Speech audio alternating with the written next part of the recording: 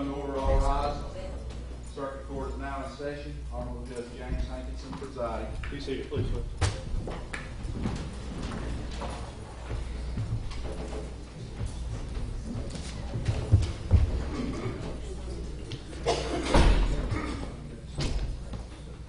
Have you decided whether you're going to have further testimony or not, Ms. Trussell? No, Your Honor, the state has just stipulated that Exhibit 1 can be in evidence without the necessity of Ms. Johnson's testimony. What, Defense Exhibit 1, is that what it is? Yes, Your Honor, it was Exhibit 1 for identification. Can I see what we're talking about? Yeah, Ms. Johnson. It's the blank pages, Judge. Yeah.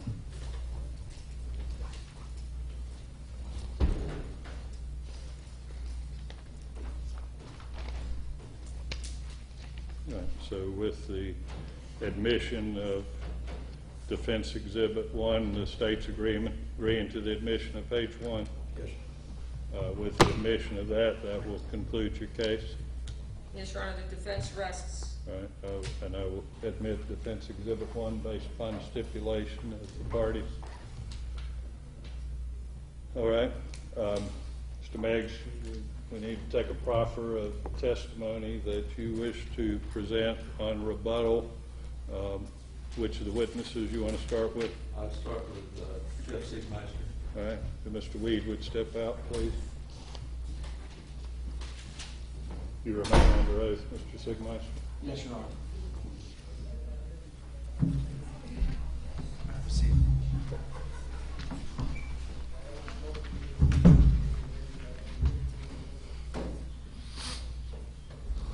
may proceed. Thank you. And let the record reflect the jury is not in the courtroom. This is a proffer. Mr. Siegmeister, for just the court, what is your responsibility involving the grand jury, making sure that only jurors who are only members of the grand jury are in the grand jury room? Essentially taking roll, or verifying they have a summons or the letter that we calls them from the original impanelment. And how do you notify the grand jurors? What mechanism do you use to notify the grand jurors about a coming session? We use not certified mail, we use U.S. mail. Okay. And now, once the time that they have been noticed by mail to come, do you conduct a roll call? Yes, sir. Or check them off to Yes, make sir. sure those are the people? Yes, sir. What mechanism do you have to do that? Well, we have forms that when they're first impaneled, we give them and we ask them to give us their best contact as far as address for mailing, and then we get best phone number, whether it's theirs or not. The purpose of the phone number is in case an emergency or to call them off. I advise every grand juror that we almost never immediately call them into session, so we do our best to schedule recalling them back into session far enough out. We'll send them mail to let them know. All right, taking you to the August 1st, 2014 meeting. Yes, sir. How many grand jurors showed up? Actually, 17. And who was missing? The vice foreperson that I had I did not know, I expected that lady to be here. She had been sent a letter that wasn't returned but did not appear. And everybody else except 3 individuals that had gotten the letter and contacted my office, they were unavailable. And is that the two of them from Mississippi? Yes, sir. They were a husband and wife, which is not uncommon in my circuit due to the relatively large veneer and the small county size. On the August 1st meeting, were only grand jurors that were selected in April of 2014 in the courtroom? Yes, sir. Okay. There was also one of my special prosecutors and the court reporter, but as far as the actual people that attended that were not allowed court personnel, that was it. Was there ever a time during the August 1st meeting where you were asked to leave the room by the foreman of the grand jury? I was. Okay. And what did you do in response to that? I was a little reluctant at first because I understand my obligation to be present during proceedings, but I viewed his desire to not have me present as a deliberation, so I left the room so they could discuss as a body whether they wanted me present, and I did. You left the room? Yes, sir. Did the members of the grand jury then bring you back into the room? Yes, sir. Okay. That would be basically the testimony we would proffer, Judge. Cross. Your Honor, when we were in the room back there discussing this matter, Right. he talked about the reason he wanted to call. Why don't you go to the podium? The state representative, the reason they wanted to call Mr. Siegmeister was to contest the fact that the meeting existed, because there was some confusion about when Terry was testifying and Mr. Trussell was testifying to the meeting. Mr. Trussell clarified the meeting was called and the meeting Look, existed. I'm not making a ruling right now. What I want to do is get the facts out there, and then I'll make a ruling. So if you're into argument already, save your argument. What I want to know, we need to make a record. I indicated I'd seen Mr. Siegmeister in here at some point in Right. time. I don't know when he was in here. I don't know what he heard. I think we need a record, and I'm allowing you the opportunity to make a record now with cross-examination as to what he heard and, you know, how you think his testimony's been effective. Did you hear Mr. Trussell's testimony? I did. And you heard the testimony because you were released from your subpoena, or your Your subpoena, yes, ma'am. Right. Had you not heard that testimony, you wouldn't know this information that you're testifying to now, correct? You No, wouldn't have ma'am. known that Mr. Trussell testified to any of these issues. Ma'am, I don't think Mr. Meggs asked me anything about what Mr. Trussell said. He asked me facts that I have a file and documents to verify. You heard Mr. Trussell testify concerning his confusion about the meeting, correct? I heard him testify. I'm telling, as an officer of the court and under oath, I heard his entire testimony. Yes, Okay. ma'am. And so you're here now today to directly rebut his testimony because you were sitting in court, because you were released from your sequestration because you were done with the trial. So you're using his testimony to come and rebut the case. I don't mean for you to argue with the Okay. witness. You want me to ask questions? Yes. Did you hear Mr. Trussell testify to some confusion about the August 1st meeting taking place? Ma'am, It's a yes or no? I understand that, but the confusion, your qualifier, the confusion, I heard his entire testimony, ma'am. And so you're here today to rebut his testimony that you heard in court, correct? Ma'am, I would assume that no one's going to ask me, did you hear Mr. Trussell's testimony? My understanding is I'm not here to say that's not true. I have documented facts that I can testify to that I was not asked before. The only reason that you even know about what Mr. Trussell said is because you were sitting in the room and heard his testimony, correct? Yes, ma'am. Okay. And so you're here to try to rebut Mr. Trussell's testimony because you were sitting in the Garcia, we're room. not here to test his motives or anything. What I I thought that's want to what you do is wanted. develop the factual basis. It's not here to argue with the witness. The factual, Do you have any other cross-examination for a factual basis? a factual basis for what, Your Honor? For the decision as to whether I allow his testimony or not? Is the only reason that you want to testify is because you want to, It's not a matter of him wanting to testify, Ms. Garcia. Mr. Meggs has called him. The question is whether his testimony has been tainted by what he heard in the courtroom. can I ask him that question? You can ask him. Has your testimony been tainted by what you heard in the courtroom because you No, want to ma'am. rebut it? No, ma'am. We spent 2 days in depots, and I answered every one of your questions, and they haven't changed. The only difference is, since that time, there's been a release from what I consider was my secrecy obligation under 905. And you were released because you weren't going to be called as a witness again. Ma'am, I'm talking about the release from the court that Okay. said you can talk about 905. If you recall, I wouldn't allow Mr. Weed nor myself to discuss anything that happened in any official grand jury proceedings during depots because I understand Chapter 905 to be a forever obligation against even myself and my assistant. After the first depot, which we ended after 3 hours, you said you were going to get a stipulation or court order to allow us to come back and discuss that. that never happened, though we did come back for redeposition. And we did seek the I release assume you instead of did, ma'am. subjected. Now, you're here testifying today. You want to respond to something that Mr. Trussell testified to specifically about you communicating with jurors outside the courtroom, correct? Ma'am, You talked about, that's what I just heard on the direct. Mr. Garcia, if you have any more questions, ask a question. We're not going to argue with the witness anymore. Do you have any other factual matters you want to make of record before I make a ruling? No, there's no factual All right, matters, Your you Honor. It's have all- a seat. Any redirect on that?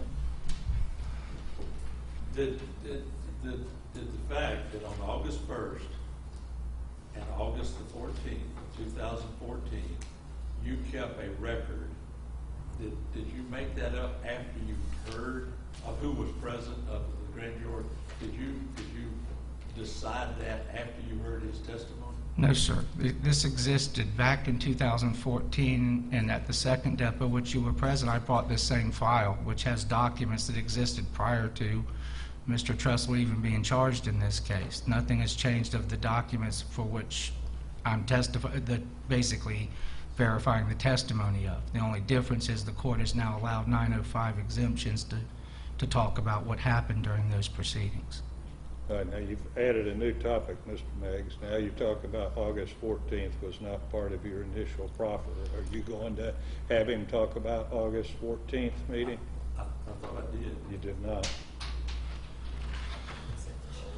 If you want to, Well, okay, well, did you take a role, the same role on August the 14th that you took on August the 1st? Yes, sir. Yes, sir. Same documents? Yes, sir. And do those, after you take that role, do you, through your office, do you then notify the clerk Yes, sir. of who was present and who was not present Yes, sir. at the grand jury? So they can be paid. Yes, sir. I think that concludes it. you can step down. Let's have Mr. Weed.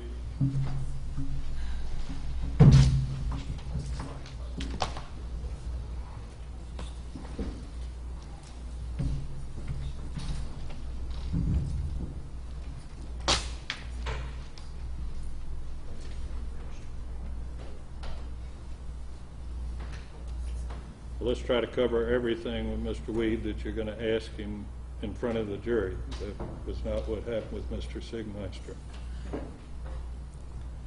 You remain under oath, Mr. Weed.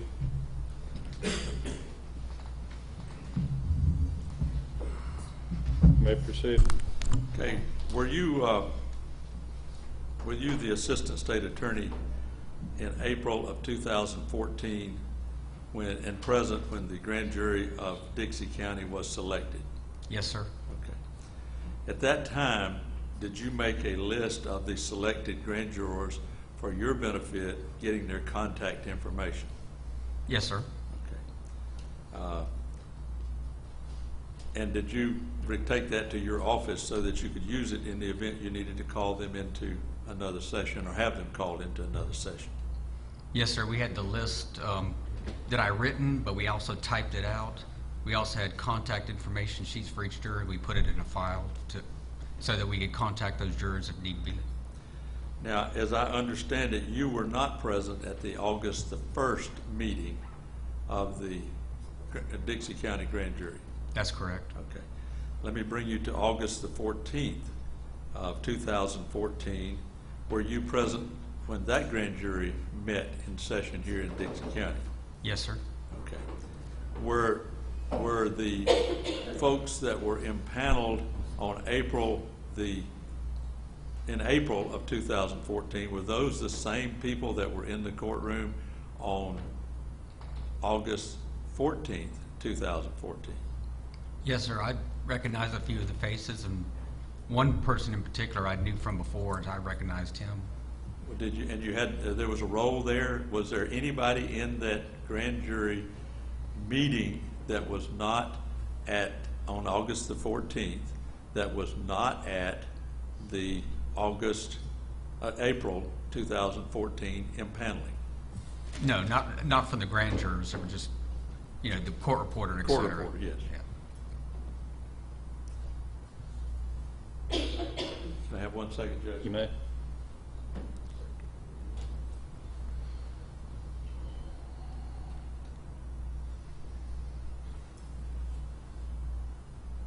No further questions. Cross. No, Your Honor.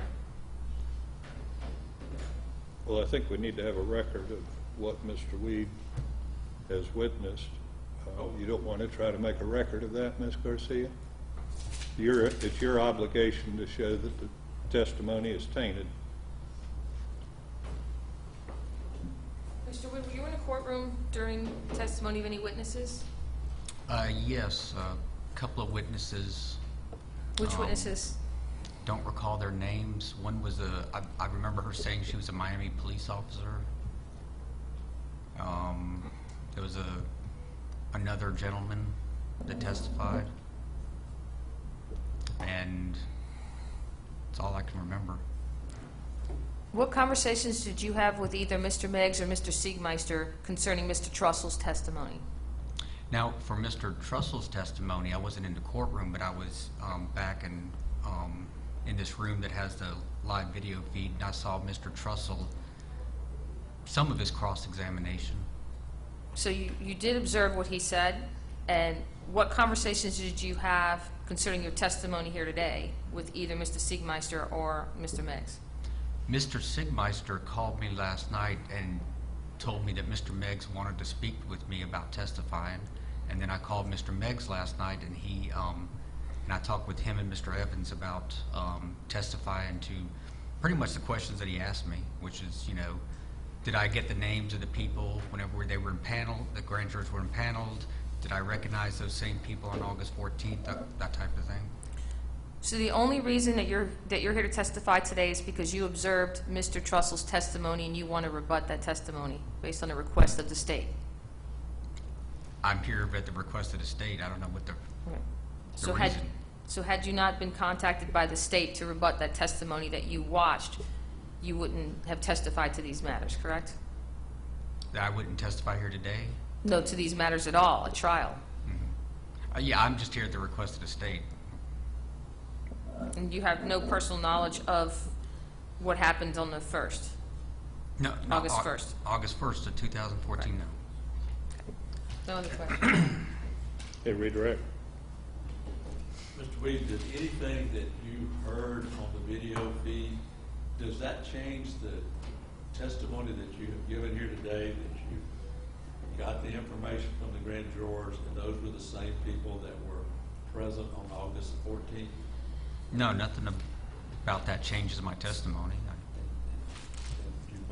Did you maintain documents to show that those were the same people Yes, sir. that were impaneled in April that were present on August the 14th? Yes, sir. That's all, Judge. All right, you can step down, Mr. Weed.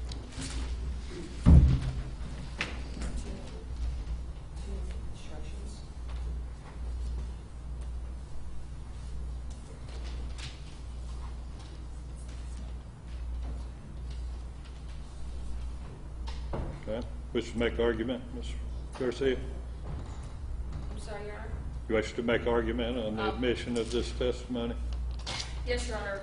First of all, I want to inform the court that I have no intention on making any statements in my closing that the grand jury meetings were not called on August 1st or August 14th. That was cross-examination from Mr. Meggs, that there was some confusion, where Mr. Trussell kept saying, yes, the meetings were called, but I don't know who these people were. So the factual issues of who was there and if it was the same people or not is nothing I intend to even discuss even remotely in my closing argument. So it's not even relevant to the closing argument. As far as that, also, he's gone way beyond the scope, and these two witnesses are completely tainted. They've been released from their subpoenas. Siegmeister was released yesterday, and they both fully told the court they saw Mr. Trussell's entire testimony, and Mr. Weed actually saw other testimony also. And it severely prejudices my client for you to allow him to come in and put on a rebuttal witness about information he brought out on cross after the witnesses are released. He agreed to the witnesses being released. So I think it fully prejudices my client, and I would move for a mistrial immediately if they're allowed to testify. Mr. Meggs? Your Honor, Rule 616.1. Do that again. It's Rule 616.1 1, page, it's Earhart's book on evidence, page 768, Judge. That depends on which year you have. So tell me what the heading is. Rebuttal, witness. Excuse me, exclusion of witnesses under the sequestration. Okay, and what part of that section, because my page numbers are different? It's under sanctions. Okay, I'm there. Okay, and again, I don't know what page you have. If you can find the paragraph, I will read it Okay. verbatim. If the court determines that the rule violation occurred with the knowledge or connivance of a party or counsel, it may then exclude the witness only if it finds the testimony of the challenged witness was substantially affected by what of the testimony he heard, to the extent that his testimony differed from what it would have been had he not heard the testimony in the violation of the rule. Going further, apparently the burden is on the party seeking disqualification to prove those elements. Although the decision establishing this stringent test have involved criminal cases, there's no reason the same standard should not be applied in civil cases. And then, of course, there's some cases that in the case is the First District Court of Appeal case, McKenzie versus State, and in the body of in the footnote to that case, the court must determine whether the sequestration violation changed the witness's testimony from what it would have been had the rule not been violated. I think we've demonstrated, Your Honor, that the testimony would not change. They took the roll, have the roll, they got the names, and this was the grand jury. Ms. Garcia, further? It completely changed the testimony. In fact, they never would have discussed any of those issues had they not heard Mr. Trussell's testimony.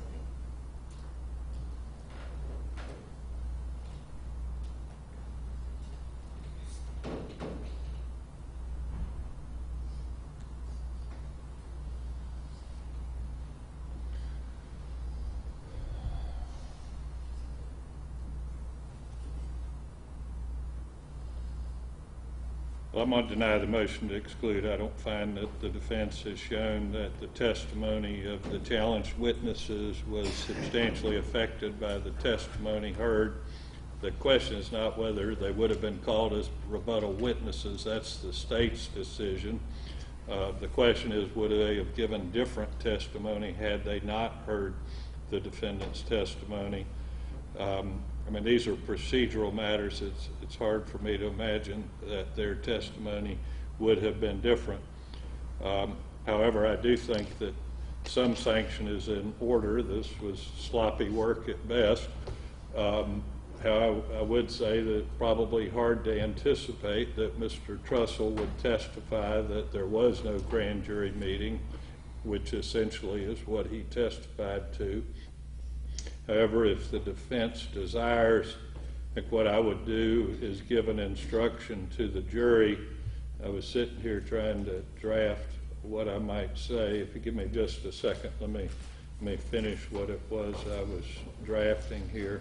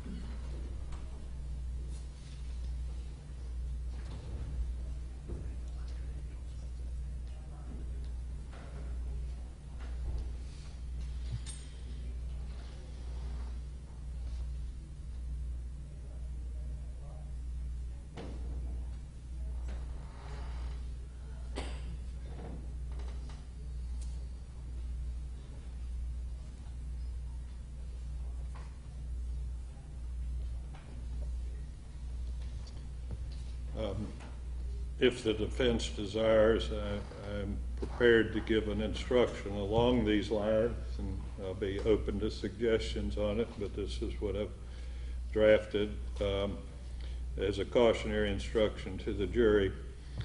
In this case, at the request of the parties, the court invoked the rule of sequestration, and then I would explain what the rule of sequestration is.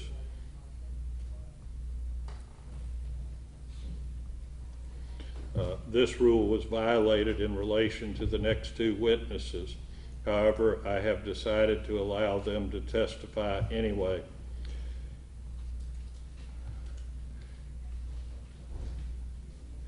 However, in assessing their testimony, you may want to consider that they did hear the defendant's testimony, which was a violation of the rule of sequestration.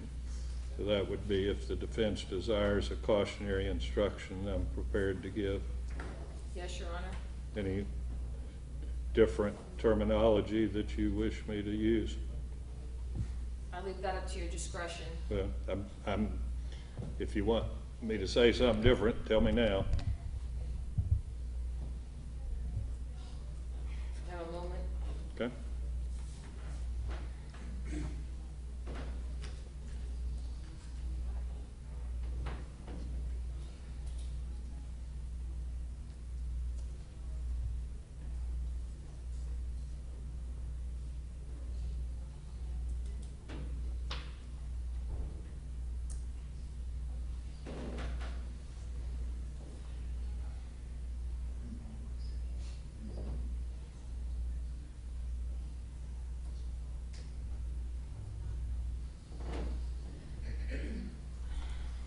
Your Honor, I'd like you to add language that there was communications between the state attorney and these witnesses.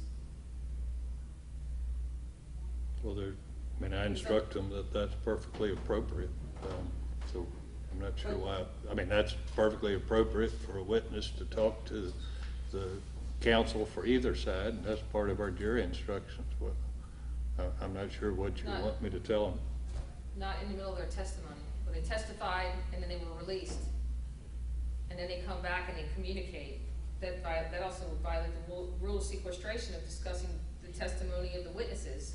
Certainly not a violation of rule of sequestration for either you or Mr. Meggs or Mr. Evans to talk to any witness in this case at any point in time. So I'm not sure what your point is on that. In fact, that's part of our jury instructions, that they should not hold it against the witness for talking to an attorney. Anything, well, so I deny that request. Anything else? I don't know if there's a standard instruction or not in relation to a witness testifying in violation of the rule of sequestration or once it's released. So I'm looking to see if there's an instruction that differs. I'm pretty confident there is not, but give you a second to look.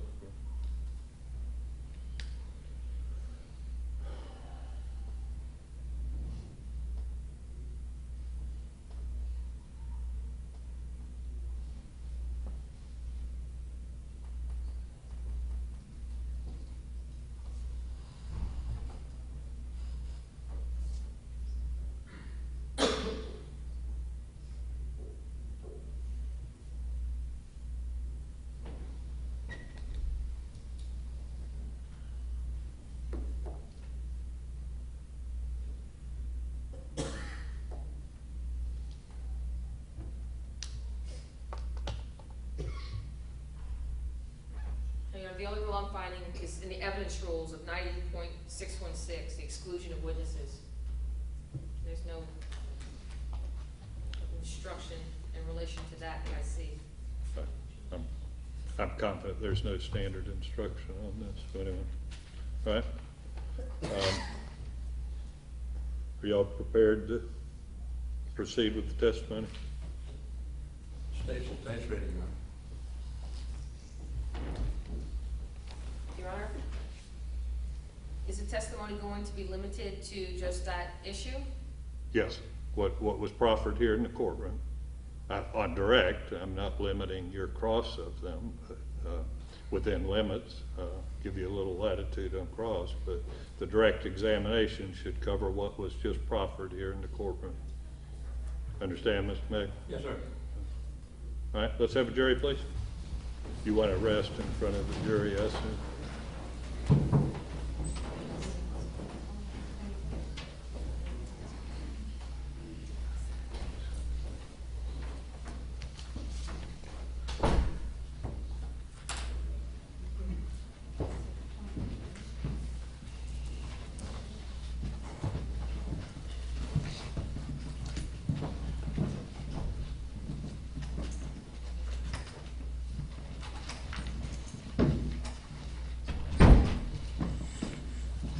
Everybody be seated, please. Good morning, folks. Good morning. I'm sorry for the delay. It's just unavoidable. We've done a pretty good job of not leaving you in the jury room too much while we do legal work, but occasionally I have to earn my money. Ms. Garcia, you may call your next witness. May I sidebar, Your Honor? You wish to admit defense exhibit number 1? Yes, Your Honor, I wish to make defense exhibit 1 with no objection. All right. And at this point, you rest. Your Honor, I need to sidebar on that. I'm sorry, folks. I thought we had everything resolved.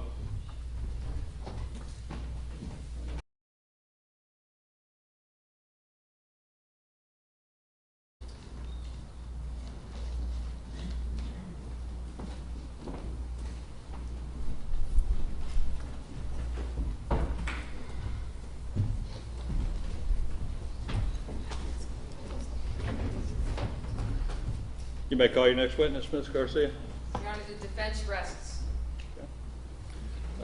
State have rebuttal testimony. Yes, sir, Your Honor, we do.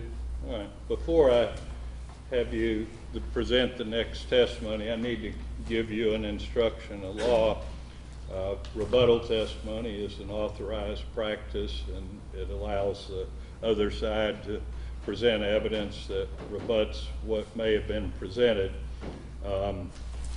In this case, and that was what we were trying to sort out a little bit earlier, there's kind of a twist on that. In this case, at the request of the parties at the beginning of the trial, the court invoked what we call the rule of sequestration. The rule of sequestration means witnesses are not supposed to hear what other witnesses say. That's a standard process, and that was invoked in this case. This rule was violated in relation to the next 2 witnesses. After a hearing, I have decided to allow them to testify anyway. However, in assessing their testimony, you may want to consider that they did hear the defendant's testimony, which was a violation of the rule of sequestration. You may call your next witness. Oh, John Weed. All right. Have Mr. Weed.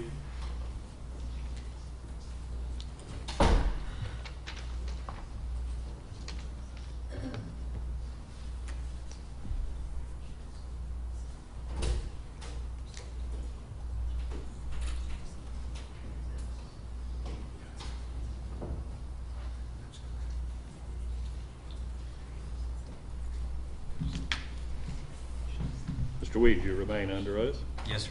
You may proceed, Mr. Meggs. Thank you, Your Honor. Mr. Weed, were you present at the April 2014 impaneling of the Dixie County Grand Jury for that term? Yes, sir. Okay. After that, did you prepare any documents or rolls or information about the members of the Dixie County Grand Jury? Yes, sir. I had each grand jury fill out an information sheet that had their names, address, telephone number, and explain to them this was needed so that we could contact them in case we needed to reconvene. I also wrote down a list of everybody's name, which I handwritten it out, and I had my legal assistant type it out, and so we kept it all in a file.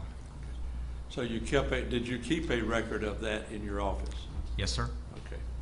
Now, were you present at the April August 14th, 2014 session of the grand jury?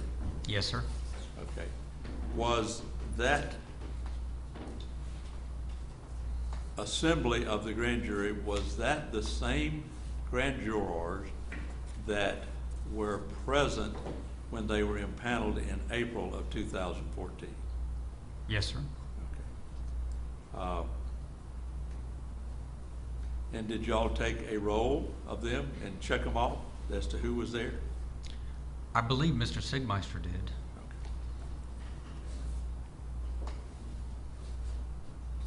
No further questions. Frost?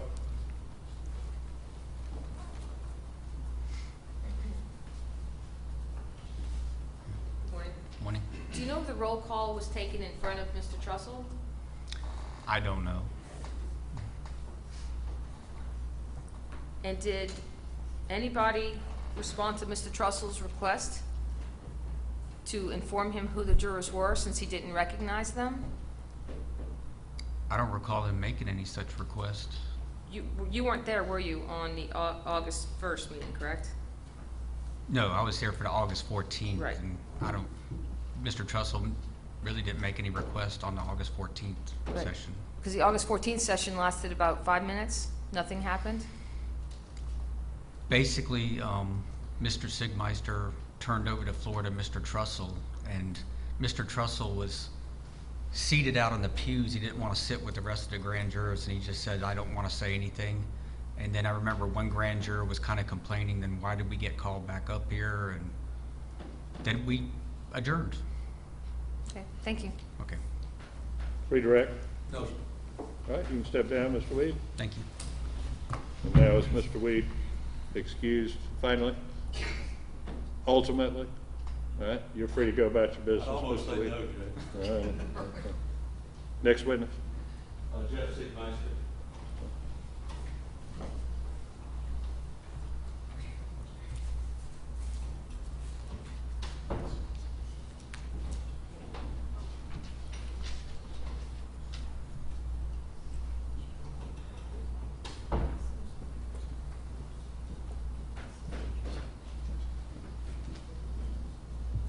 You remain under oath, Mr. Sigmeister. Yes, sir. You may proceed, Mr. Mick. Mr. Sigmeister, State your name again for the record, please. I'm Yes, sorry. sir. Jeffrey A. Sigmeister. okay. Do you have a responsibility as state attorney to select and present evidence to grand jurors in Dixie County? I do. Okay. Are you aware of when the Dixie County grand jury in 2014 was impaneled? Yes, sir. It was April 21st, I believe, of 2014. Okay. Were you present for that impanelment? I was not. I was in another county impaneling a grand jury. Okay. Will you tell this jury what your procedures are in your office when you're impaneling a grand jury? Well, when the court summons a group of jurors and calls 21 people into the box, basically after they're otherwise not excused by the court, those people consist of our grand jury with very little questioning. Once the court instructs the jury, we give them contact forms asking for addresses and phone numbers. One of the things everybody's concerned about is hearing a 6-month term. Jury duty is a hardship, so we try to mail notices, and the phone number is to excuse them in case we don't have a quorum or courthouse is closed or something like that. So we have the actual people sitting there fill out their personal information so we can mail them recall notices and call them off if there's an emergency.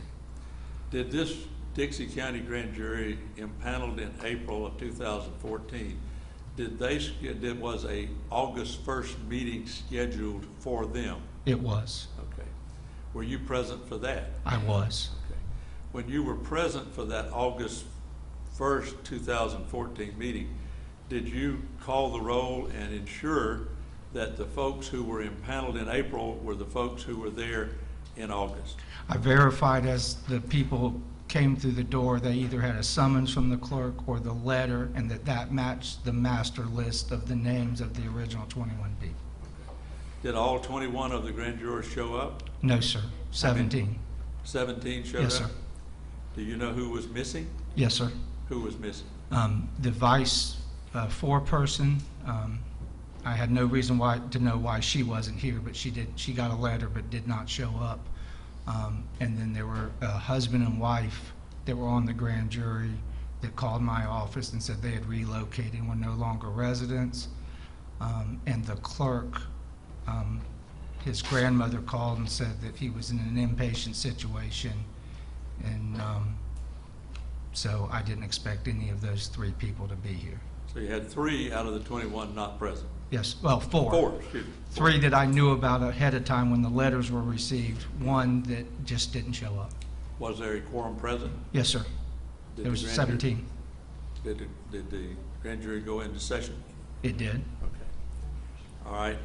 Now, there was a second meeting on August 14th of 2014.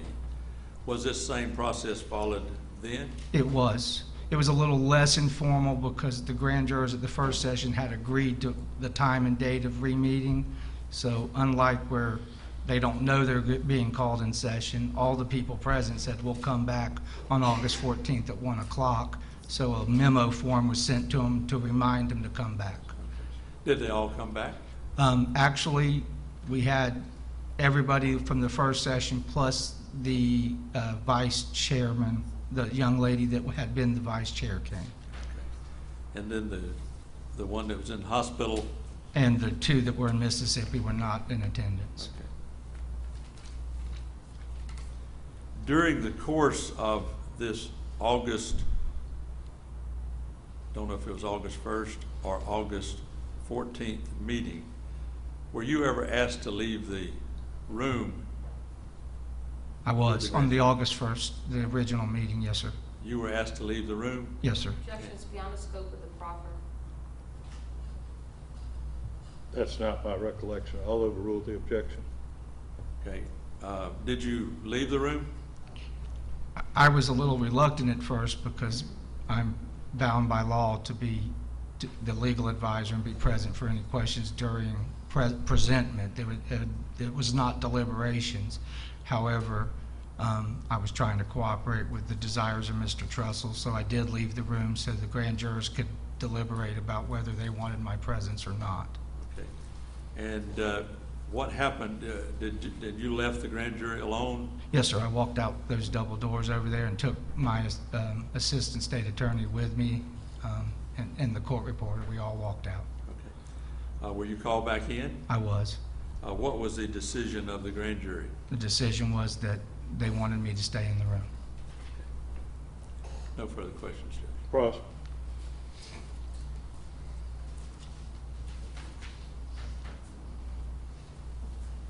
Good morning. Good morning.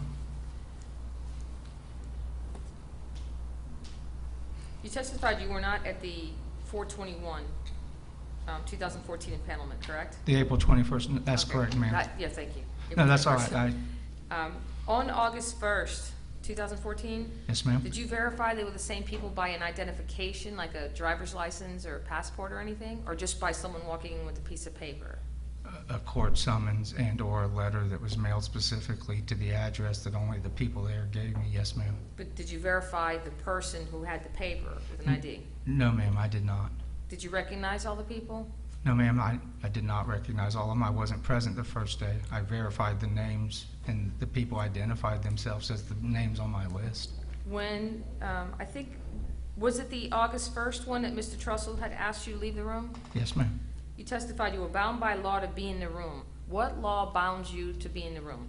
Chapter 27 says I shall be present, as well as the grand jury instructions requires me to be present as legal advisor and to assist the grand juror in document preparation and conducting witness examination. And if you'll recall, Mr. Trussell had never told me what this was about. So at this point, this was not a deliberation where I'm not allowed to be in. This was supposed to be a presentation of evidence. Does So I shall be as a court, is a mandate for that means you will. So you did leave the room for the deliberation?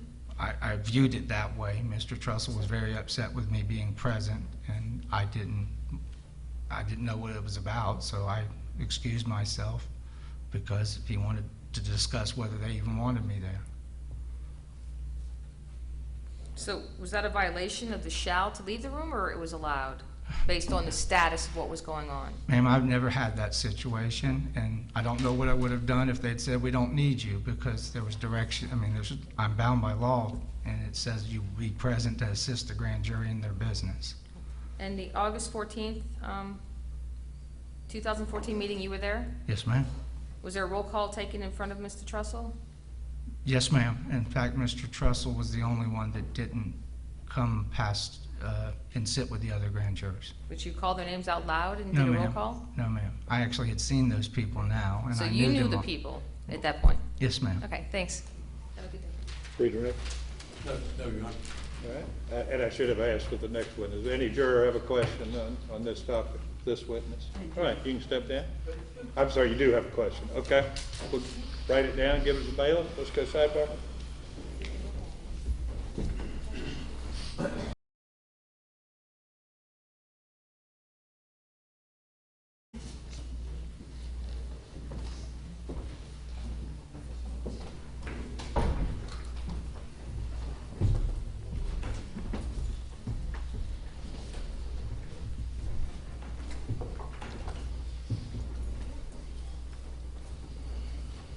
We have one juror question. Mr. Sigmeister, was information, telephone number, name, et cetera, shared with other jurors? In other words, did you give all the jurors the contact information for each of the jurors? No, sir. Any follow-up, Mr. May? No, sir. Any follow-up, Ms. Garcia? No, Your Honor. All right, you can step down.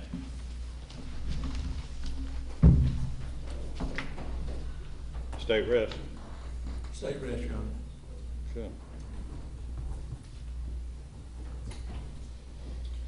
All right, that means you've heard all the testimony you're going to hear. We've been periodically working on the jury instructions, and we have them pretty close, but there's still a little fine tuning that I have to do with the jury instructions. And then I'm on, we have to copy them and collate them and so forth. I do give you a copy of them to follow along with us. The next thing I'm going to do is instruct you on the law. It'll probably take us about half an hour or so to get this accomplished. Does the deputy provide you with adequate coffee back there? Is taking care of them? Okay. We'll let you step out, and we'll be back with you as quickly as we can.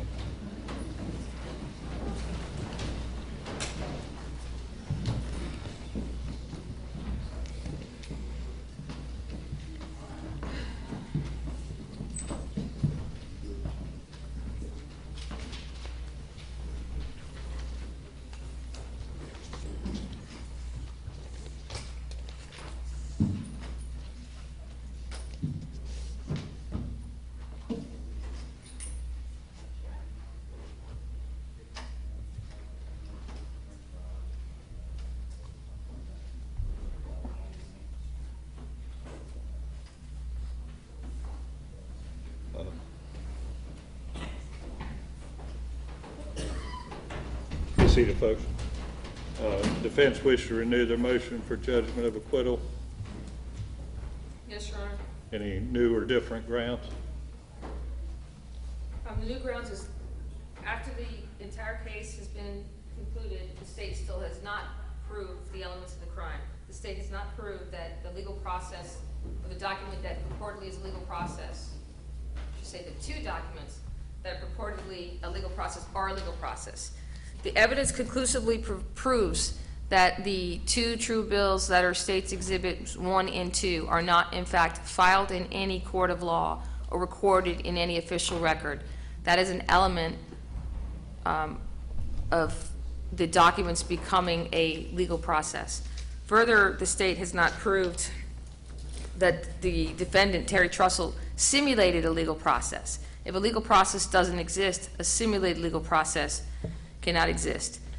When it comes to the elements of the crime in the first two counts, when we're dealing with impersonation, the state has not put on any evidence to prove that a statutory grand jury foreman is a public officer or employee. There's been no testimony, no documentation, no evidence whatsoever to prove that a grand jury foreman is a public officer or employee. Therefore, you cannot impersonate a public officer or an employee that doesn't exist. Further, the facts prove that Terry Trussell clearly distinguished the difference between his position as a statutory grand jury foreman and the common law grand jury foreman, which was the voluntary association. So counts 1 and 2 have not been proven beyond a reasonable doubt by the state. As far as counts 3 and 4 in relation to a simulated legal process, there's been, I'm sorry, let me go back to count 1. There's been no specific, these are specific intent crimes. There has been no proof of any intent by Mr. Trussell, specific or general, to impersonate a grand jury foreman. So the state has met no elements at all when it comes to counts 1 and 2. When it comes to counts 3 and 4, the simulating of a legal process, since it is not a legal process based on the testimony of numerous witnesses, all the clerks of court have come in and testified. Numerous other witnesses have come and testified. Mr. Trussell came in and testified. Based on all the facts and evidence that have been produced in this case so far, show that it's not a legal process, so therefore it's not a simulated legal process. That is one of the elements of count 2. The state has not met beyond a reasonable doubt the fact that these two documents are a simulated legal process. Further, again, it's a specific intent crime, and the state has not proved that Terry Trussell acted fraudulently in any manner. There was no testimony concerning Mr. Trussell's intent. The state is intending to rely on the fact that something was done as the intent, but there's no testimony whatsoever as far as his intent. Therefore, the state has not proved beyond a reasonable doubt the elements of the specific intent as to counts 3 and 4. As to counts 5 through 14, the same argument as far as the simulated legal process. This court has removed the language concerning the contents of the document and has limited the instruction to simulated legal process. Once again, since the two true bills at issue, it states exhibit number 1 and 2 are not a legal process, and it's therefore they're not a simulated legal process. The state cannot meet the requirement that Mr. Trussell used a simulated legal process to harass or retaliate against anyone. Your Honor, one moment.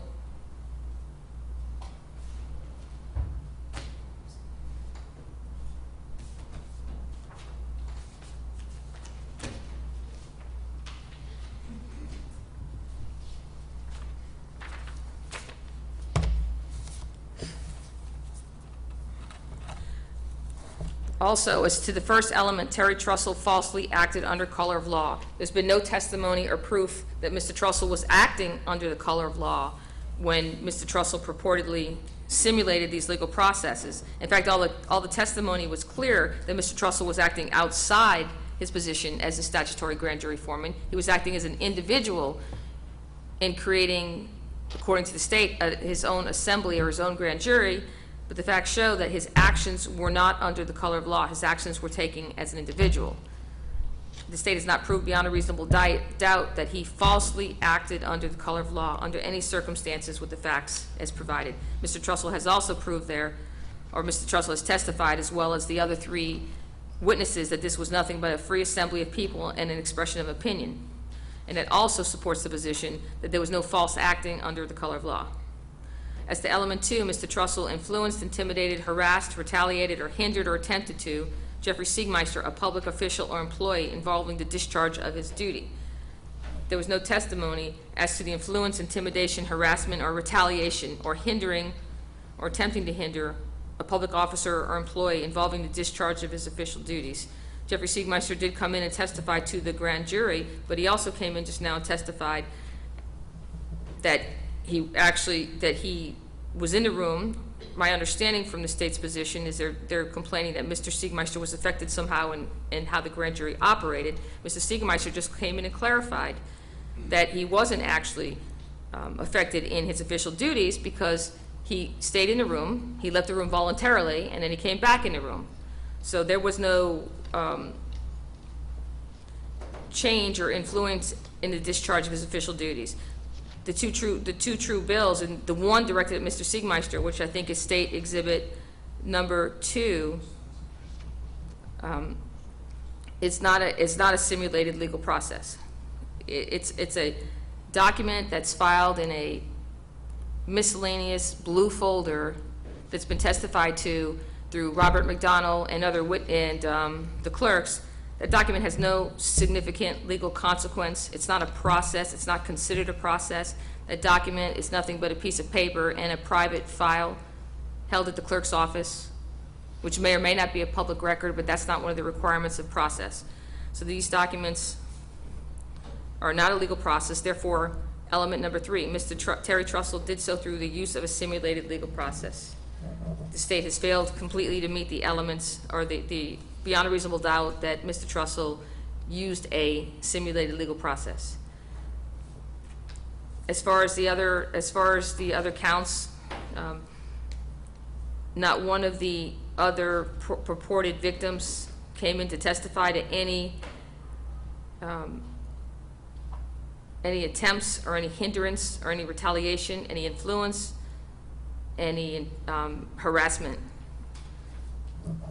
So the same legal arguments would apply, and even further that they didn't prove it, because they did not even have any of the victims come in to testify to any type of problems. But the same legal argument applies as to counts 1, 2, and 3 as relates to counts 6 through 11.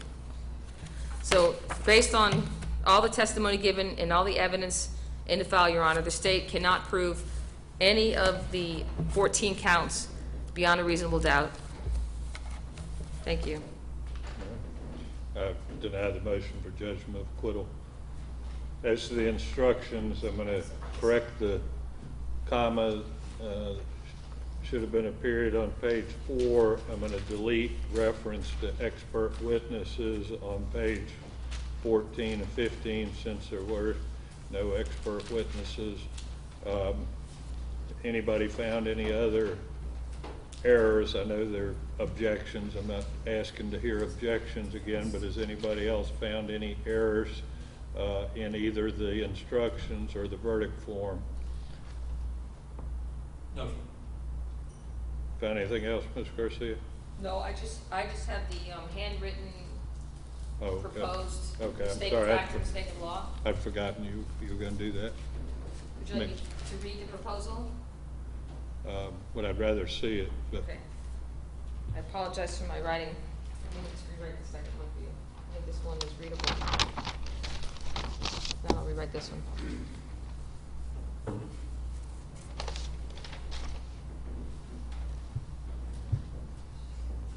all right, as to the mistake of law, as a complete defense to the crime charged, if Terry Trussell committed the elements of the crime under mistake of law, if you find that Terry Trussell did not understand how the applicable law applied to his actions, then you must find that his actions do not meet the specific intent requirement. The state must prove that the defendant intended to act with criminal intent beyond the general intent required to commit the acts. Is that the instruction? I think I've read it verbatim. Yes, Just Your Honor. requested. State. No, I object to that. I think the elements of the crime have been defined, and that is a question for the jury to determine if there was, he intentionally or deliberately did these things, and it's been adequately covered by the rest of the instructions. And quite frankly, I'm just listening to it, as I was listening, basically says if you misunderstand the law, then you're okay. And I think that's the gist of what that instruction would say. I may need to hear it again, and I don't think that's the law. Ms. Garcia.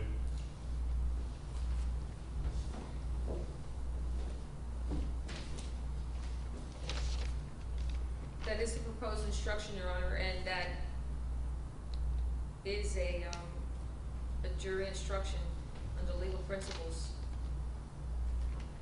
when it relates to specific intent crimes, and it's been used in many, many specific intent crimes throughout the country.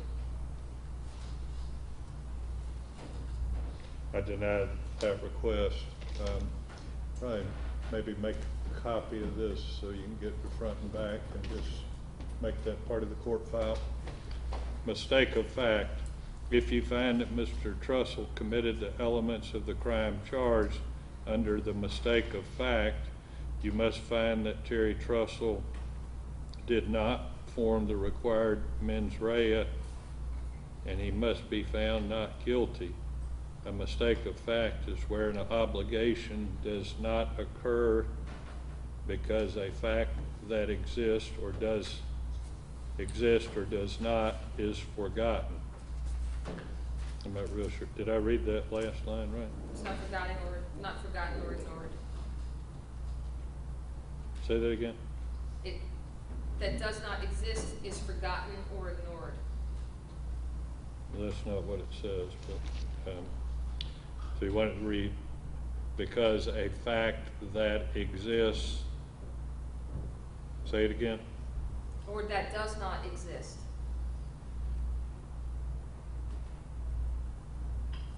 Is forgotten. It's forgotten or ignored.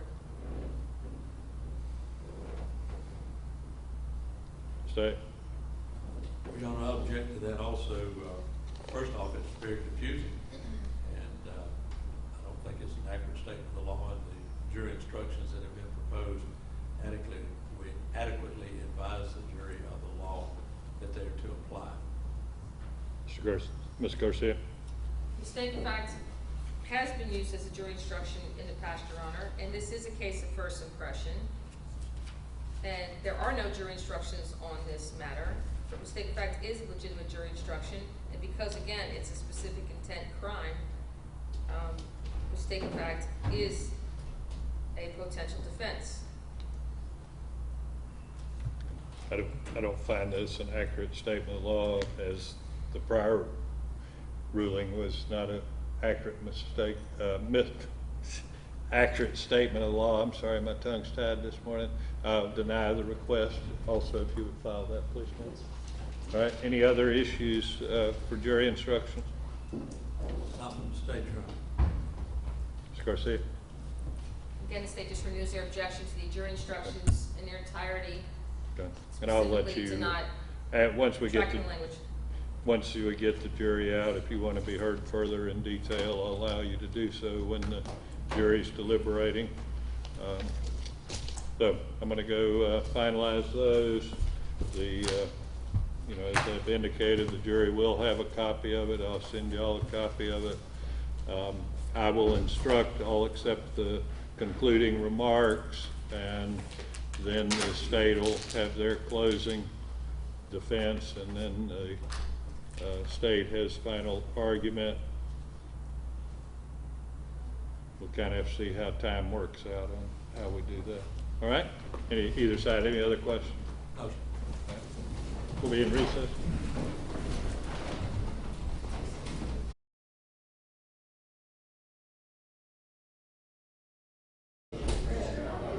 Court cut over, all rise. Court is back in session. All right. Let's have a jury, please.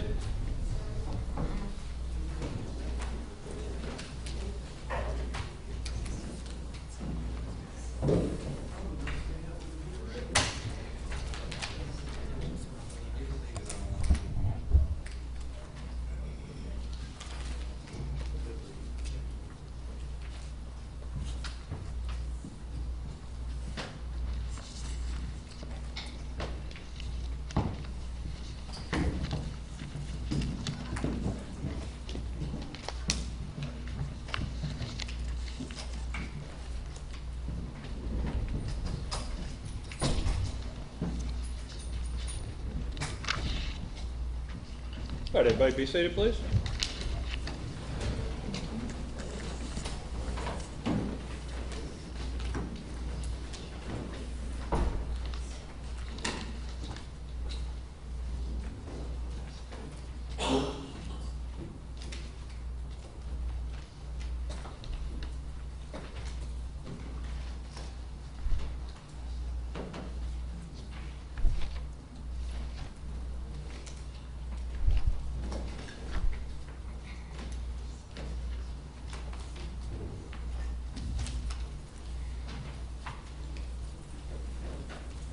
All right, next thing I'm going to do is instruct you on the law.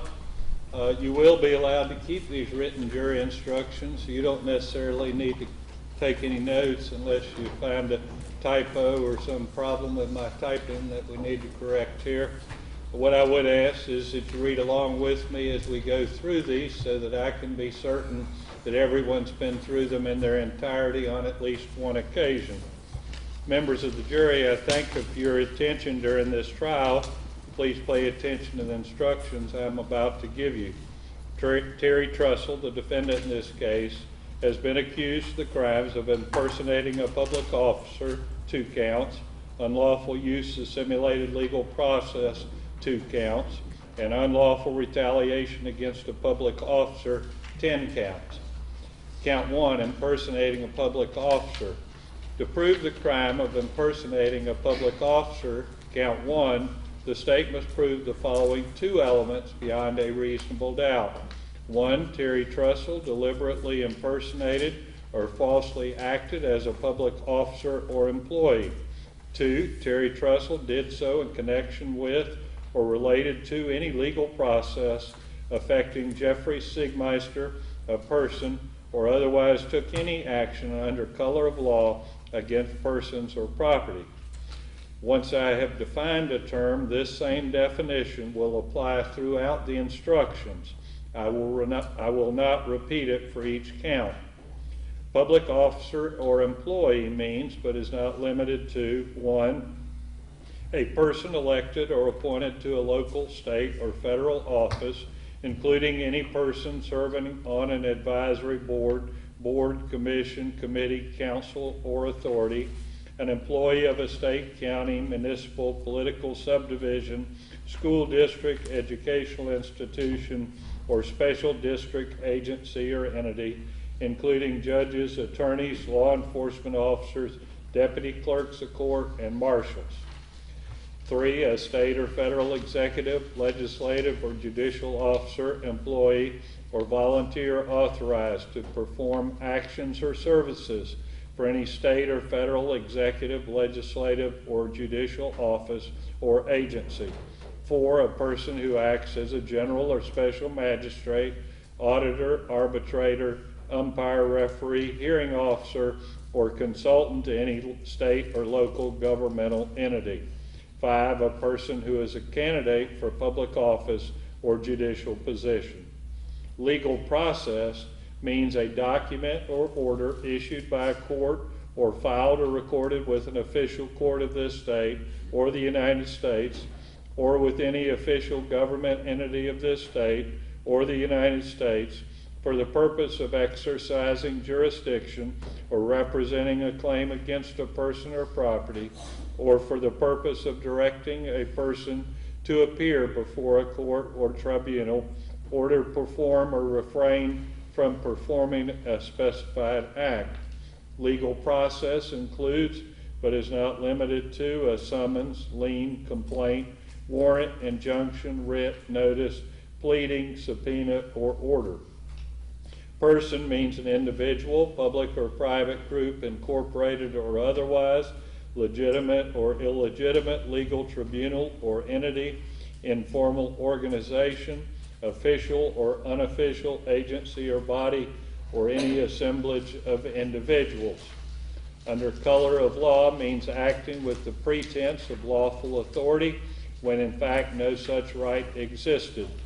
In construing each of these charges, the jury shall consider these sections do not prohibit individuals from assembling freely to express opinions or designate a group affiliation or association. These sections do not prohibit or in any way limit a person's lawful and legitimate access to the courts or prevent a person from instituting or responding to legitimate and lawful process. To prove the crime of impersonating a public officer under count 2, the state must prove the following 2 elements beyond a reasonable doubt. 1, Terry Trussell deliberately impersonated or falsely acted as a public officer or employee. 2, Terry Trussell did so in connection with or related to any legal process affecting Mark Raines et al., a person, or otherwise took any action under color of law against persons or property. And I remind you, I'm not going to repeat the definitions for each count and take it forever, but the definitions apply throughout the instructions. Count 3, to prove the crime of use of simulated legal process. Count 3, the state must prove the following 2 elements beyond a reasonable doubt. 1, Terry Trussell, simulated legal process directed at Jeffrey Siegmeister. And 2, Terry Trussell knew or had reason to know the legal process was fraudulent. Fraudulent means purposely or intentionally suppressing the truth or perpetrating a deception. To prove the crime of use of simulated legal process under count 4, the state must prove the following 2 elements beyond a reasonable doubt. 1, Terry Trussell, simulated legal process directed at Mark Raines et al. 2, Terry Trussell knew or had reason to know the legal process was fraudulent. To prove the crime of retaliation against a public officer, count 5, the state must prove the following 3 elements beyond a reasonable doubt. 1, Terry Trussell falsely acted under the color of law. 2, Terry Trussell influenced, intimidated, harassed, retaliated against, or hindered, or attempted to do so Jeffrey Siegmeister, a public officer or employee, involving the discharge of his official duties. And 3, Terry Trussell did so through the use of simulated legal process. To prove the crime of retaliation against a public officer, count 6, the state must prove the following 3 elements beyond a reasonable doubt. 1, Terry Trussell falsely acted under the color of law. 2, Terry Trussell influenced, intimidated, harassed, retaliated against, or hindered, or attempted to do so Mark Raines, a public officer or employee involved in the discharge of his official duties. And 3, Terry Trussell did so through the use of simulated legal process. To prove the crime of retaliation against a public officer in count 7, the state must prove the following 3 elements beyond a reasonable doubt. 1, Terry Trussell falsely acted under the color of law. 2, Terry Trussell influenced, intimidated, harassed, retaliated against, or hindered, or attempted to do so Timothy Alexander, a public officer or employee involved in the discharge of his official duties. And 3, Terry Trussell did so through the use of simulated legal process. To prove the crime of retaliation against a public officer, count 8, the state must prove the following 3 elements beyond a reasonable doubt. 1, Terry Trussell falsely acted under the color of law. 2, Terry Trussell influenced, intimidated, harassed, retaliated against, or hindered, or attempted to do so Cheryl Pridgeon, a public officer or employee involved in the discharge of her official duties. 3, Terry Trussell did so through the use of simulated legal process. To prove the crime of retaliation against a public officer, count 9, the state must prove the following 3 elements beyond a reasonable doubt. 1, Terry Trussell falsely acted under the color of law. 2, Terry Trussell influenced, intimidated, harassed, retaliated against, or hindered, or attempted to do so Chuck Farmer, a public officer or employee involved in the discharge of his official duties. And 3, Terry Trussell did so through the use of simulated legal process. To prove the crime of retaliation against a public officer, count 10, the state must prove the following 3 elements beyond a reasonable doubt. 1, Terry Trussell falsely acted under the color of law. 2, Terry Trussell influenced, intimidated, harassed, retaliated against, or hindered, or attempted to do so Paul Gainey, a public officer or employee involved in the discharge of his official duties. And 3, Terry Trussell did so through the use of simulated legal process. To prove the crime of retaliation against a public officer, count 11, the state must prove the following 3 elements beyond a reasonable doubt. 1, Terry Trussell falsely acted under the color of law. 2, Terry Trussell influenced, intimidated, harassed, retaliated against, or hindered, or attempted to do so, Dwayne Rollinson, a public officer or employee involved in the discharge of his official duties, and 3, Terry Trussell did so through the use of simulated legal process. To prove the crime or retaliation against a public officer, count 12, the state must prove the following 3 elements beyond a reasonable doubt. 1, Terry Trussell falsely acted under the color of law. 2, Terry Trussell influenced, intimidated, harassed, retaliated against, or hindered, or attempted to do so Charlie Crist, a public officer or employee involved in the discharge of his official duties. And 3, Terry Trussell did so through the use of simulated legal process. To prove the crime or retaliation against a public officer, count 13, the state must prove the following 3 elements beyond a reasonable doubt. 1, Terry Trussell falsely acted under the color of law. 2, Terry Trussell influenced, intimidated, harassed, retaliated against, or hindered, or attempted to do so Rick Scott, a public officer or employee involved in the discharge of his official duties. 3, Terry Trussell did so through the use of simulated legal process. To prove the crime or retaliation against a public officer, count 14, the state must prove the following 3 elements beyond a reasonable doubt. 1, Terry Trussell falsely acted under the color of law. 2, Terry Trussell influenced, intimidated, harassed, retaliated against, or hindered, or attempted to do so Pam Stewart, a public officer or employee involved in the discharge of her official duties. And 3, Terry Trussell did so through the use of simulated legal process. The court now instructs you that every state attorney, superintendent of schools, school board member, governor, education commissioner, or candidate for these offices is a public officer within the meaning of this law.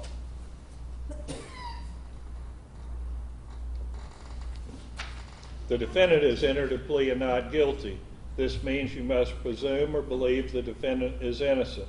The presumption stays with the defendant as to each material allegation in the information through each stage of the trial, unless it has been overcome by the evidence to the exclusion of and beyond a reasonable doubt. To overcome the defendant's presumption of innocence, the state has the burden of proving the crime with which the defendant is charged was committed, and the defendant is the person who committed the crime. The defendant is not required to present evidence or prove anything. Whenever the words reasonable doubt are used, you must consider the following. A reasonable doubt is not a mere possible doubt, a speculative, imaginary, or forced doubt. Such a doubt must not influence you to return a verdict of not guilty if you have an abiding conviction of guilt.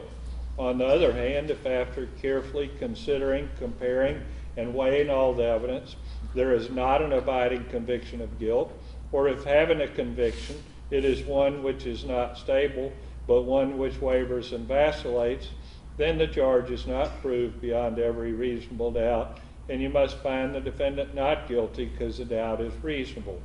It is to the evidence introduced in this trial and to it alone that you are to look for that proof.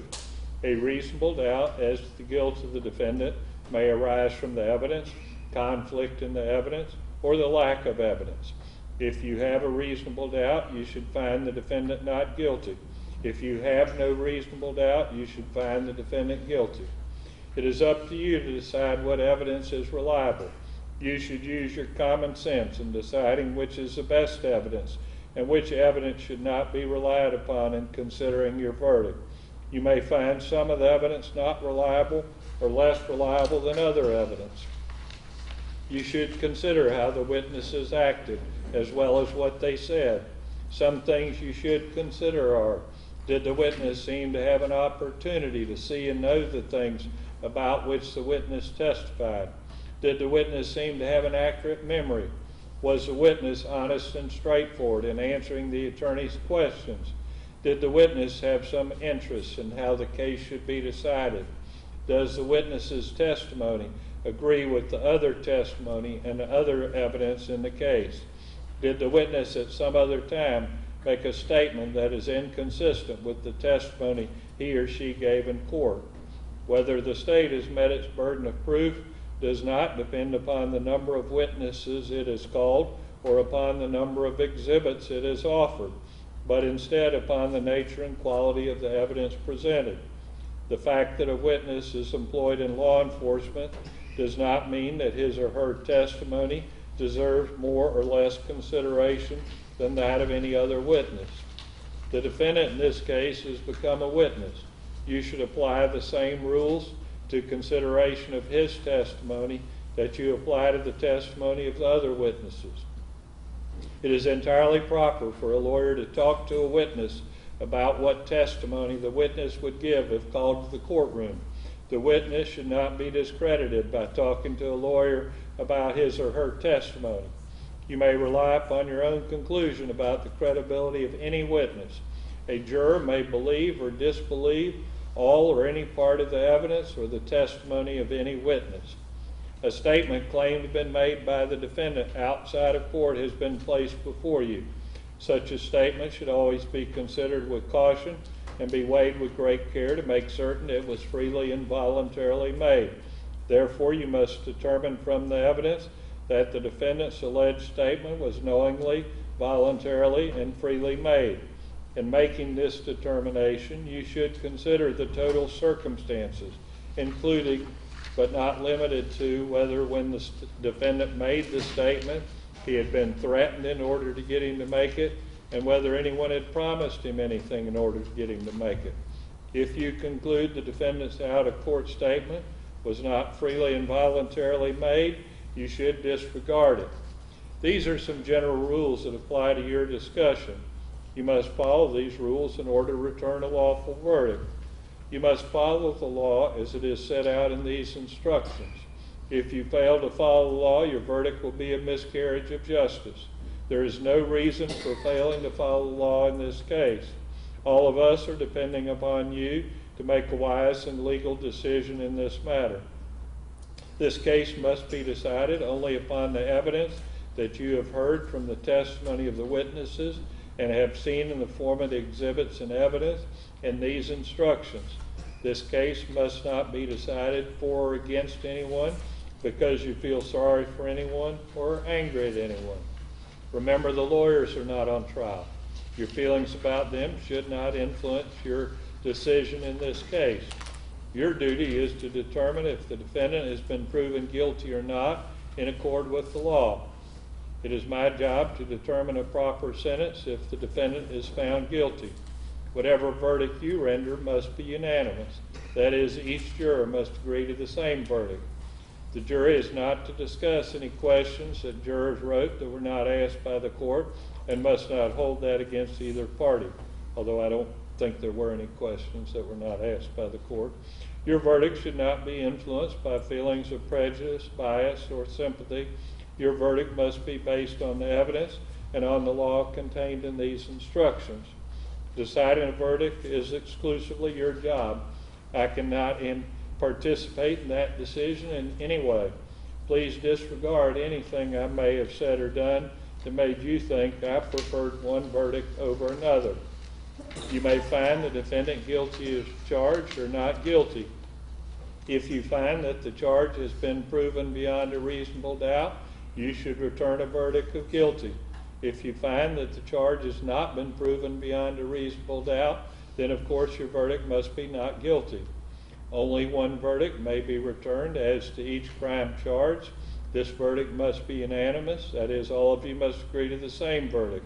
The verdict must be in writing, and for your convenience, necessary forms of verdict have been prepared for you. If y'all would pull out the verdict form, that was the other document that we gave you. If you would kind of look at that with me, I think it's pretty self-explanatory, but you go through, it says, we the jury find as follows as to count one, and what we did is we went in and put the name of the person that was involved in that count, since there are a lot of different counts, to kind of try to keep that clear. So we the jury find as follows as to count one. As I say, that involved Jeffrey Siegmeister. of the information, you would check the one option you agree upon unanimously. Either the defendant, Terry Trussell, is guilty of impersonating a public officer, or B, the defendant, Terry Trussell, is not guilty. So you would check the one option you unanimously agree. I don't think we have to go through them all, but if you go through each of the counts, in each of the 14 counts, you have two options, either A or B. You would check the one option you unanimously agree upon. So at the end, you ought to have 14 check marks. At the end, there's a place for a signature. Each juror does not need to sign the verdict form, but the foreperson will sign the verdict form, date the verdict form, and the foreperson will bring it back to the courtroom. Each of you will be able to keep your verdict. I've designated one. I've just written original and initialed that up the top. I'll give that to the bailiff, and whoever's the foreperson should sign, determine your verdict on this original copy of the verdict form. Going back to the instructions. A separate crime is charged in each count of the information, and although they have been tried together, each crime and the evidence applicable to it must be considered separately and a separate verdict returned as to each. A finding of guilty or not guilty as to one crime must not affect your verdict as to the other crimes charged. Now, I'm going to hold off on the concluding remarks there, and I'll sum up at the end with these concluding remarks after the attorneys have made their closing arguments. The attorneys now will present their final arguments. Please remember that what the attorneys say is not evidence or your instructions on the law. However, do listen closely to their arguments.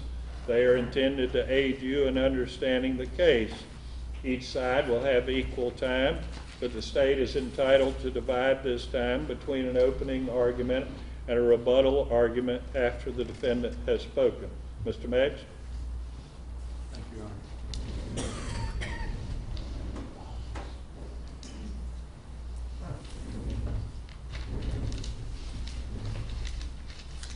I can't let the court reporter take a break. You doing okay? You ready to go? Okay. All right, Mr. Meggs? Thank you, Your Honor. Ladies and gentlemen, I want to first off thank you for your willingness to be a juror and for your participation in the trial on behalf of the state of Florida. I've tried to observe you somewhat during the trial, and I've seen most of the time you're paying attention, and I think you got it. Going to kind of give you, today I was planning on 3 arguments that I would make to you. I made a brilliant one last night as I was preparing. I'm going to do one in just a minute, and then tomorrow I'm going to, no matter what you do, I'm going to say, I wish I had said, I should have argued, I should have done this, I should have done that.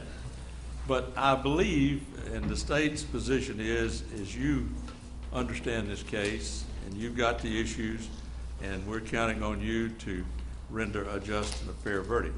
There's some things in the law that I just want to touch on, and each of you told me in jury selection that you would not decide this case about any anger or sympathy or concern about what may happen. I remind you of that. You all told me you'd use your common sense to try to figure out stuff. You all told me that you would follow the law. And, you know, one of the things the judge just talked to you about and giving you the instructions, and you'll have it, you can go back and look at it, and I'd encourage you to do that if you're having a problem. When you're weighing the evidence in the testimony, one of the things I just point out to you at this point, when you're weighing the testimony of a witness, and you heard Mr. Trussell testify yesterday, and on direct examination, he was brilliant. He knew all about the Magna Carta, the Constitution, read these jury instructions, got the handbook, familiarized himself with that, familiarized himself with the law. On cross-examination, he couldn't remember where he was. And so that is something that you as a juror can use to determine the credibility of a witness and his testimony. What I want to do, rather than try to go through each element of these crimes, I want to go over the testimony as it pertains to the various charges through the witnesses the state put on. The first witness that we called was the clerk of your court, Dana Johnson. And she testified and told you that there was a grand jury selected in April that went through September, and it was called the Dixie County Grand Jury. She also told you that the Dixie County Grand Jury did not return any indictments or presentments during their term in the court. She told you she knew Terry Trussell. She told you she knew that Terry Trussell was the foreman of the Dixie County Grand Jury, and he used to come here to the courthouse. As it pertains to the first 2 counts of this information charging a crime, charging Mr. Trussell with a crime, she was telling you that, and the element is that Terry Trussell deliberately impersonated, and it's real important for you to look at these things as you look at those instructions. He impersonated, we call it impersonating a public officer. So in the first paragraph, the first element is he impersonated or falsely acted as a public officer. Now, just to break that down just for a second, falsely acted as a public officer. One of the things that Terry Trussell did with Dana Johnson, the clerk of the court, was he came in, she knew him to be the foreman of the grand jury, and told her he needed the courtroom to set up for the grand jury that she knew was going to come into session at 1 o'clock. And that she testified that she made arrangements through the county judge's judicial assistant for the courtroom to be available for him to set up for the grand jury. So as it pertains to that first element, was he falsely acting as the grand jury foreman to get that room? She knew he was, and as a public officer. Now, then you got to deal with the question about whether or not Terry Trussell is a public officer. And you have that definition of what a public officer is. It's on page 2 of your jury instructions. Is he a person appointed to a local, state, or federal office, the office of the grand jury? I think from his testimony, he was in charge of all things pertaining to the grand jury. Matter of fact, if you'll remember, he declared the grand jury on August the 5th null and void. He's done with it, it's over. Matter of fact, he also kicked the chief circuit judge of this circuit off the case. So he was in large and in charge of this case as it pertains to falsely acting as a public officer. And in that part of what he did in the case and the evidence through Dana Johnson, he later came to her after August the 14th when the actual grand jury met, and he brought to her 2 true bills. You have those true bills. They are there. These true bills did affect element 2 of the crime, a legal process affecting Jeffrey Siegmeister. And he brought those to her. Matter of fact, he just didn't bring them to her. He came in and he swore and had her notarize his signature. You will have those exhibits. They are in evidence. You can look at those exhibits. Now, you're going to hear a lot about, they were not filed. Look on the exhibit. The clerk stamps and clocks them in and said, filed, I believe it's 4:30 on a certain date. He swore to that, and he's the one who brought them in. Now, he testified that he didn't know where they came from or what they were all about, but he came in and swore. Remember, his oath is something that is important to him. He doesn't know anything about it. He just signed as foreman of the Dixie County Common Law Grand Jury, which is, by all of the testimony before you, a non-existent outfit. It does not exist. It's not lawful. So the time date stamp was filed. So Dana Johnson testified that he did file simulated process. Now, that is, as we're trying to determine what legal process is, you have a definition of that. It's on page 3 of your instructions. And again, we're dealing with some of these things called or. Legal process is a document. Well, here is somewhere.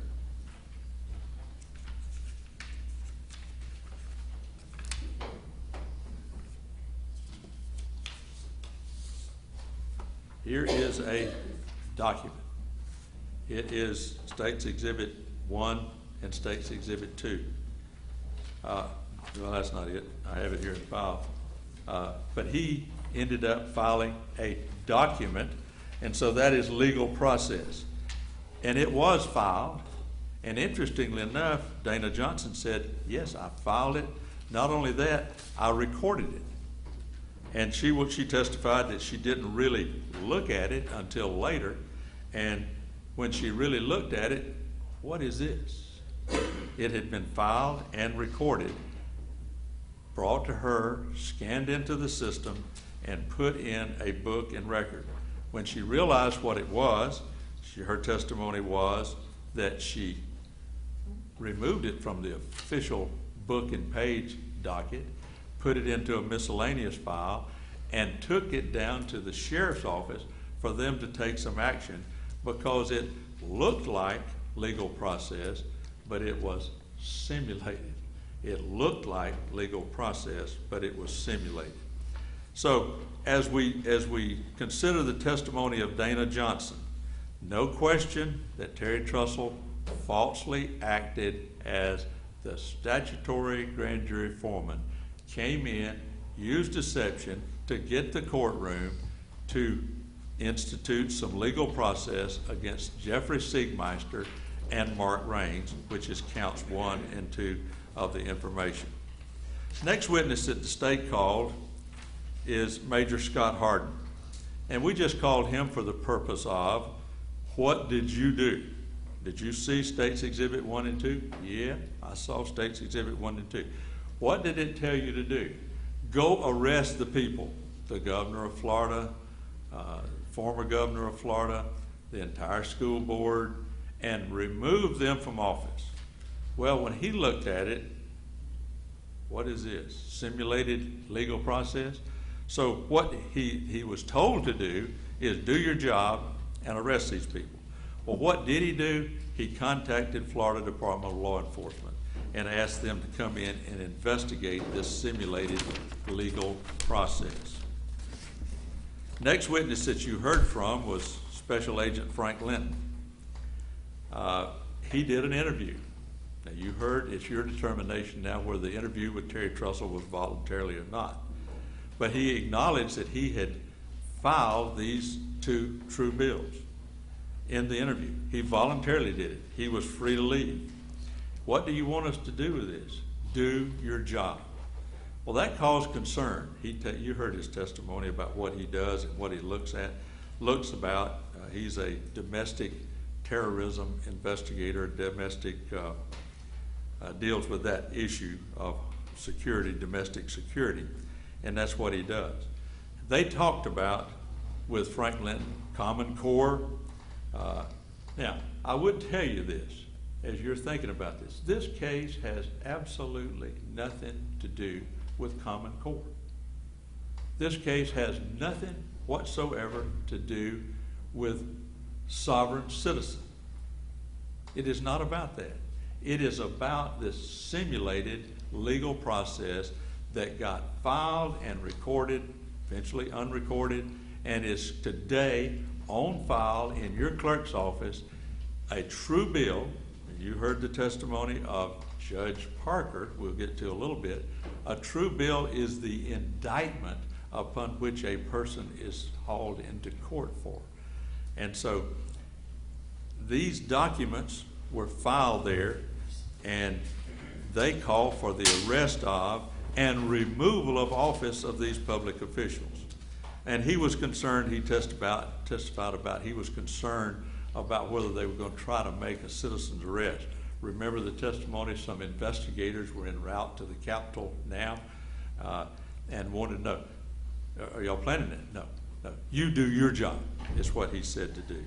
And he was familiar with Chapter 843-085 and the subparagraphs in it, and he conducted an investigation that led him to go seek a warrant for the arrest of Terry Trussell for, now he didn't do all of the counts that he's charged with, but he is still charged with those counts. I believe he said 10 counts of using simulated legal process against public officials in this state. And we've learned what legal process is. Keep in mind, it's a document filed or recorded with a court of this United States or this state, a governmental entity.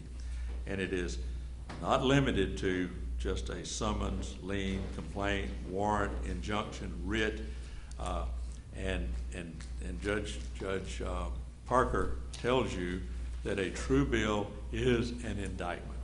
It turns into the indictment. So Agent Frank Linton looked at the true bills, and you have those in your possession, and they're in evidence. Now, the next operation that we did in the case, the state did in the case, we introduced certain exhibits. You'll be able to take them back. We had certified copies, and I believe it starts Exhibit 3 up through, I think, 12 or 13, of the official documents of the state of Florida showing that the superintendent of schools, the school board, the governor, the state attorney, the education commissioner are in fact public officers. That's why those were introduced into evidence to you and for you. John Weed was the next witness that we called. And John Weed basically testified that he was present when the grand jury was impaneled, and Terry Trussell was there, and you heard his testimony of the grand jury was impaneled, and they did not meet until August the 1st. Now, he was not there, but he did get questionnaires from them. He did get their names, their log, their cell phone numbers, all of those things, so that they could do a check if they needed to reconvene them. One of the things he did testify to, if you remember the grand jury instructions, they say that the state attorney is supposed to draft true bills and documents for the grand jury. Well, when the grand jury foreman comes to the clerk and provides her 2 indictments, we ask him, did you draft those? No, I did not. And that sums up basically his testimony. He did not draft those 2 documents. We did call Judge Cynthia McKittrick as the judge who impaneled the grand jury. Now, you have those grand jury instructions also. I just want to highlight at that time basically what the duties of the grand jury happened to be. And the grand jury is told that numerous times over in those instructions that the state attorney is your legal advisor. They will call witnesses, swear witnesses, listen to them. That is what the grand jury. Terry Trussell didn't want to do that because, you see, he was the presiding officer on this case, and the instructions don't apply to Terry Trussell, and he makes up the decisions. These provisions are secret, you're told. You have evidence and testimony before you that he filed all about what happened on August the 5th. He filed a bill of information, whatever that is, in the clerk's office. You have it, detailing, attaching to it a letter he sent to Judge McKittrick. I would tell you that it would be okay to send the letter if the grand jury wanted a letter sent to Judge McKittrick. We're having trouble with the state attorney. It is not a letter from the grand jury. It is not a problem from the grand jury. It's a problem with Terry Trussell. And these proceedings are secret. One of the things that these instructions said is there will be no individual investigations. Yet Terry Trussell goes out and does individual investigations. It also says that the grand jury operates as a body, and it takes 12 people to make a decision. Not with Terry Trussell as the foreman of the grand jury. He'll make them all, including throwing the judge out of the courtroom. But it says a ton of stuff about a person's duty. And so you look at these instructions to the grand jury and see if Terry Trussell complied with those instructions in any fashion whatsoever. Now, after Judge McKittrick, we called Jeff Siegmeister. And he was called for this purpose, and this applies to most of the counts.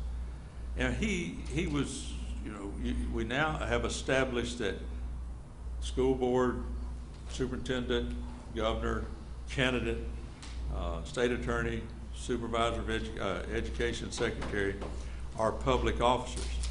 And he was asked, is there a consequence if a public officer is arrested or indicted? Yes, there is.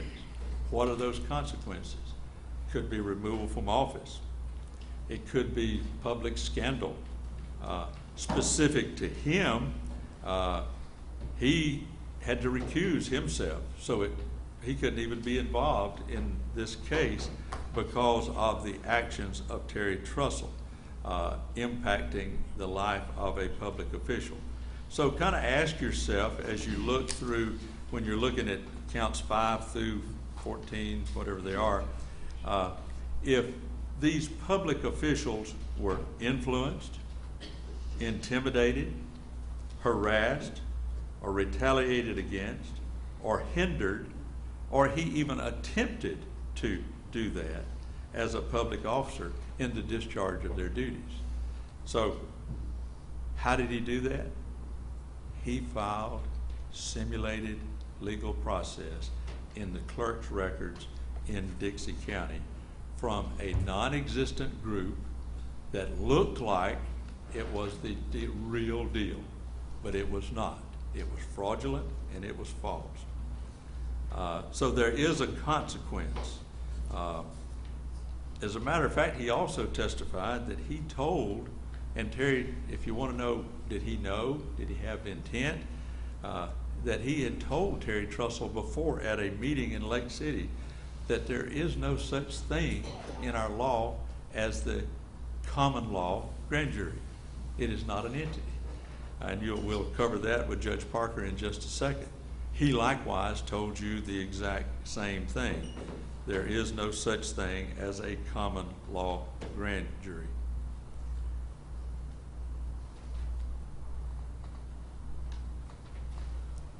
At the August 1st meeting, now this was either the Dixie County grand jury or some spontaneous group of people that nobody knows who they are who came into the courtroom. If you hear Terry Trussell, I don't know who these people were.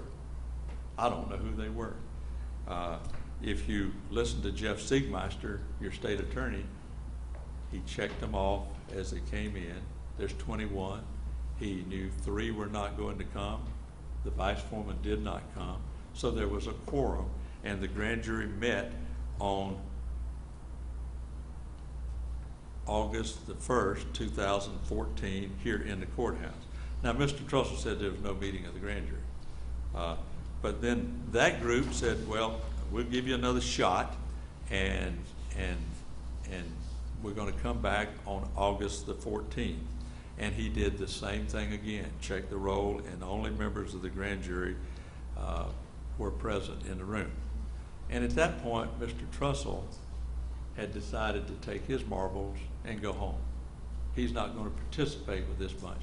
As a matter of fact, earlier on August the 5th, he had already declared that they didn't exist. So the grand jury, the legitimate grand jury, did exist. And Then we called Judge Greg Parker.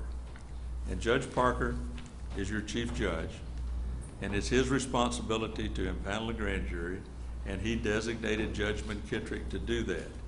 But on August the 7th, he took over the grand jury, and he was asked why. Because there was developing issues about this grand jury, the statutory grand jury in Dixie County. He told you, I've never authorized, because it's unlawful, for a common law or people's grand jury. They don't exist. There's one kind. It's the 905 grand jury. And he looked at exhibits 1 and 2 and said, I let him see them, he looked at them, and asked him, what is the procedure for a legitimate grand jury to make a return? The procedure is you come into court, he checks the presentment and the paperwork for proper form. There's issues about whether it can be made public at that point, or an arrest can be made or whatever. He makes sure that at least 12 people voted to return that. There was at least a quorum there, and then it is filed with the clerk. That did not happen here because Terry Trussell had already declared him off the case and had already declared the grand jury null and void, and he started his own grand jury, and they indicted and returned a true bill against some public officials here in the county. And that leads us to why we're here today. Not only did he have that document, he filed that document. That document is filed today. It is in the court filed today. It is in evidence before you. A copy of it is. It is scanned into the system, can be reproduced at any given time, and it is on file in the clerk's office today. So as you think about whether simulated legal process was filed, did it look like legal process? Yes. Was it fraudulent? Yes. It was not legitimate, and it got filed here in the court, and that makes it a crime, and that's why we're here today, is because Terry Trussell filed that simulated legal process against some public officials here in this county and caused them some grief. Now, you have other evidence that you will have in evidence that you can consider. The clerk needed guidance. What do you do with things like this? And there's a clerks association. And the letter is there, and the court clerk is required to file valid papers. When Dana Johnson looked at this process, this document, it appeared to be valid.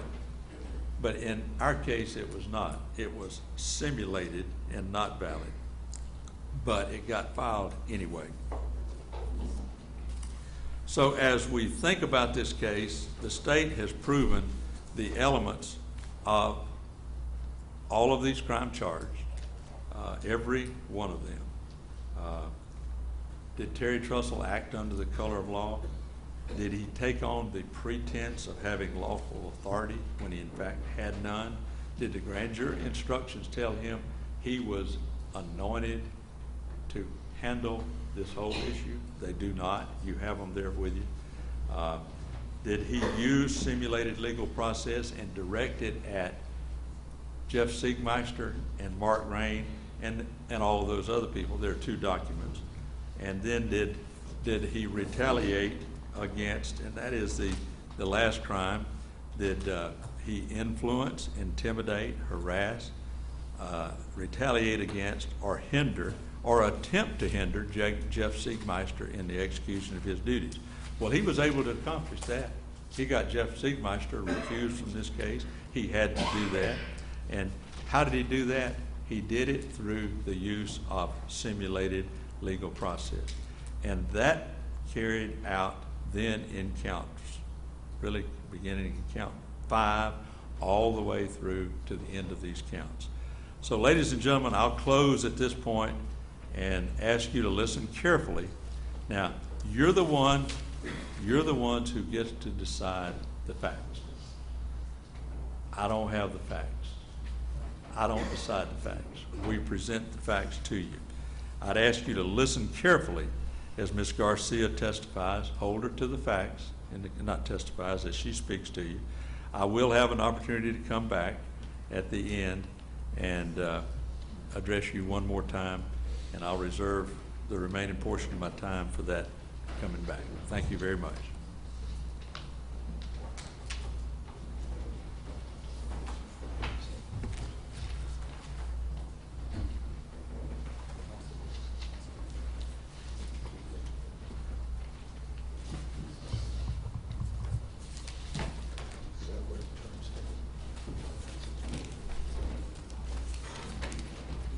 Wait just 1 second, sir. See, it seemed like we were getting a little feedback on the microphone. I just wanted to, see if it worked.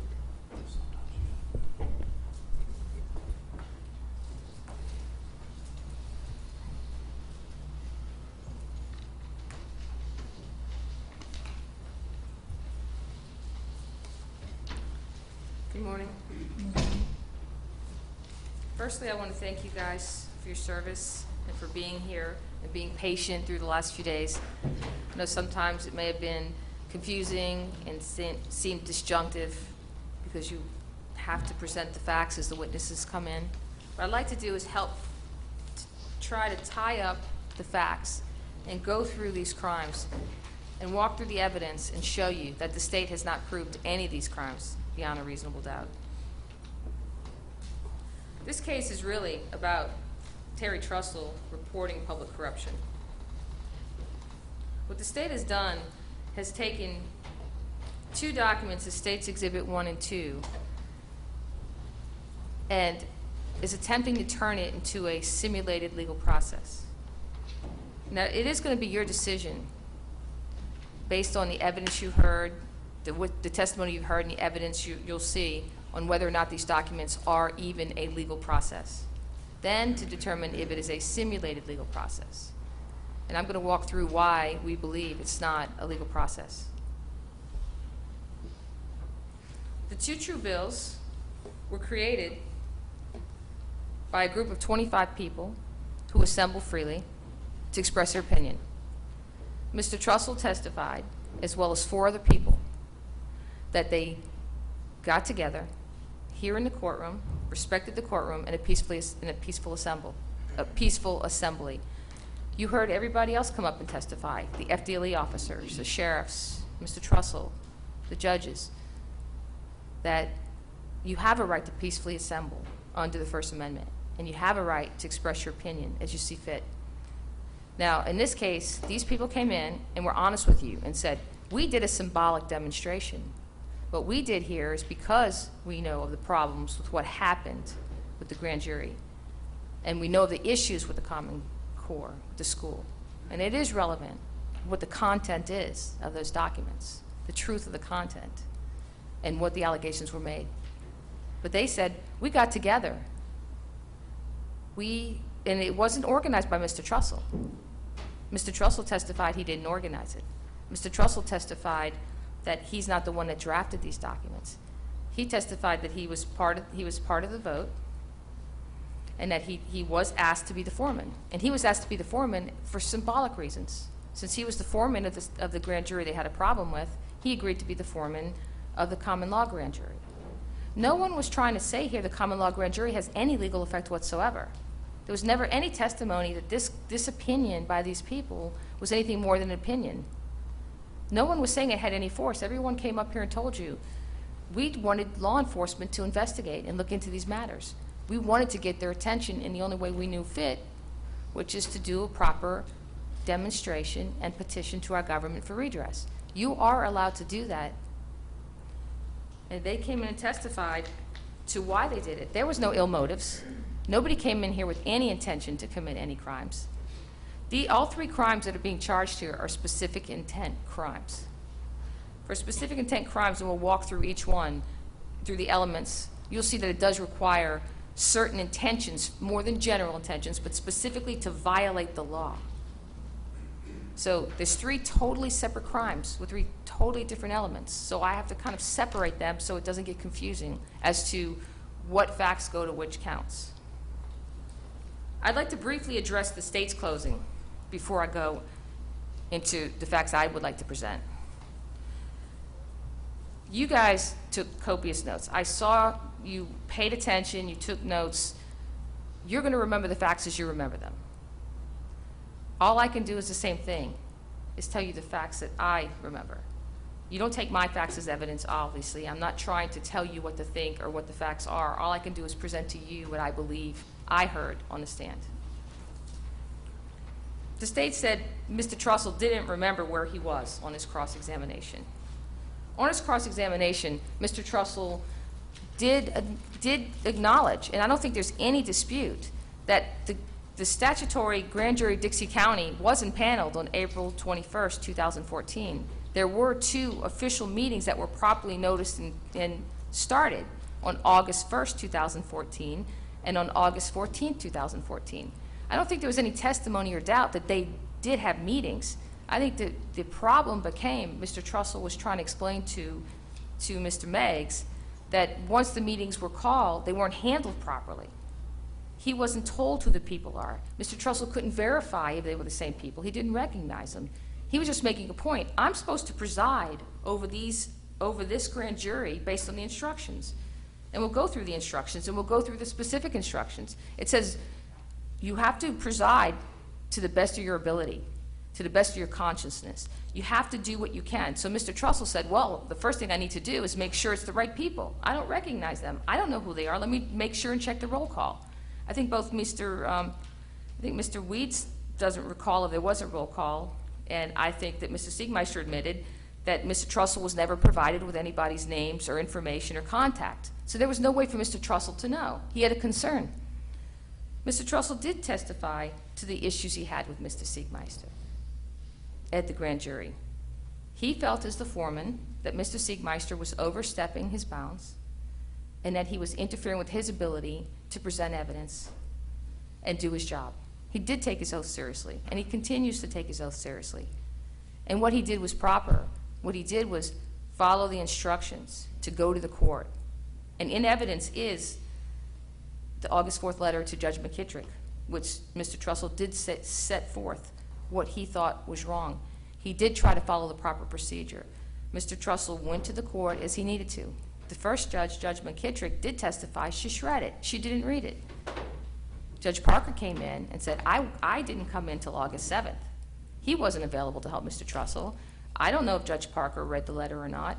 He admitted he'd never met Mr. Trussell, had not reached out to Mr. Trussell. Mr. Trussell didn't even know he existed. So Mr. Trussell had no place to go. So what did he do? He spent the weekend after that August 1st meeting, and he drafted that letter. He admitted it.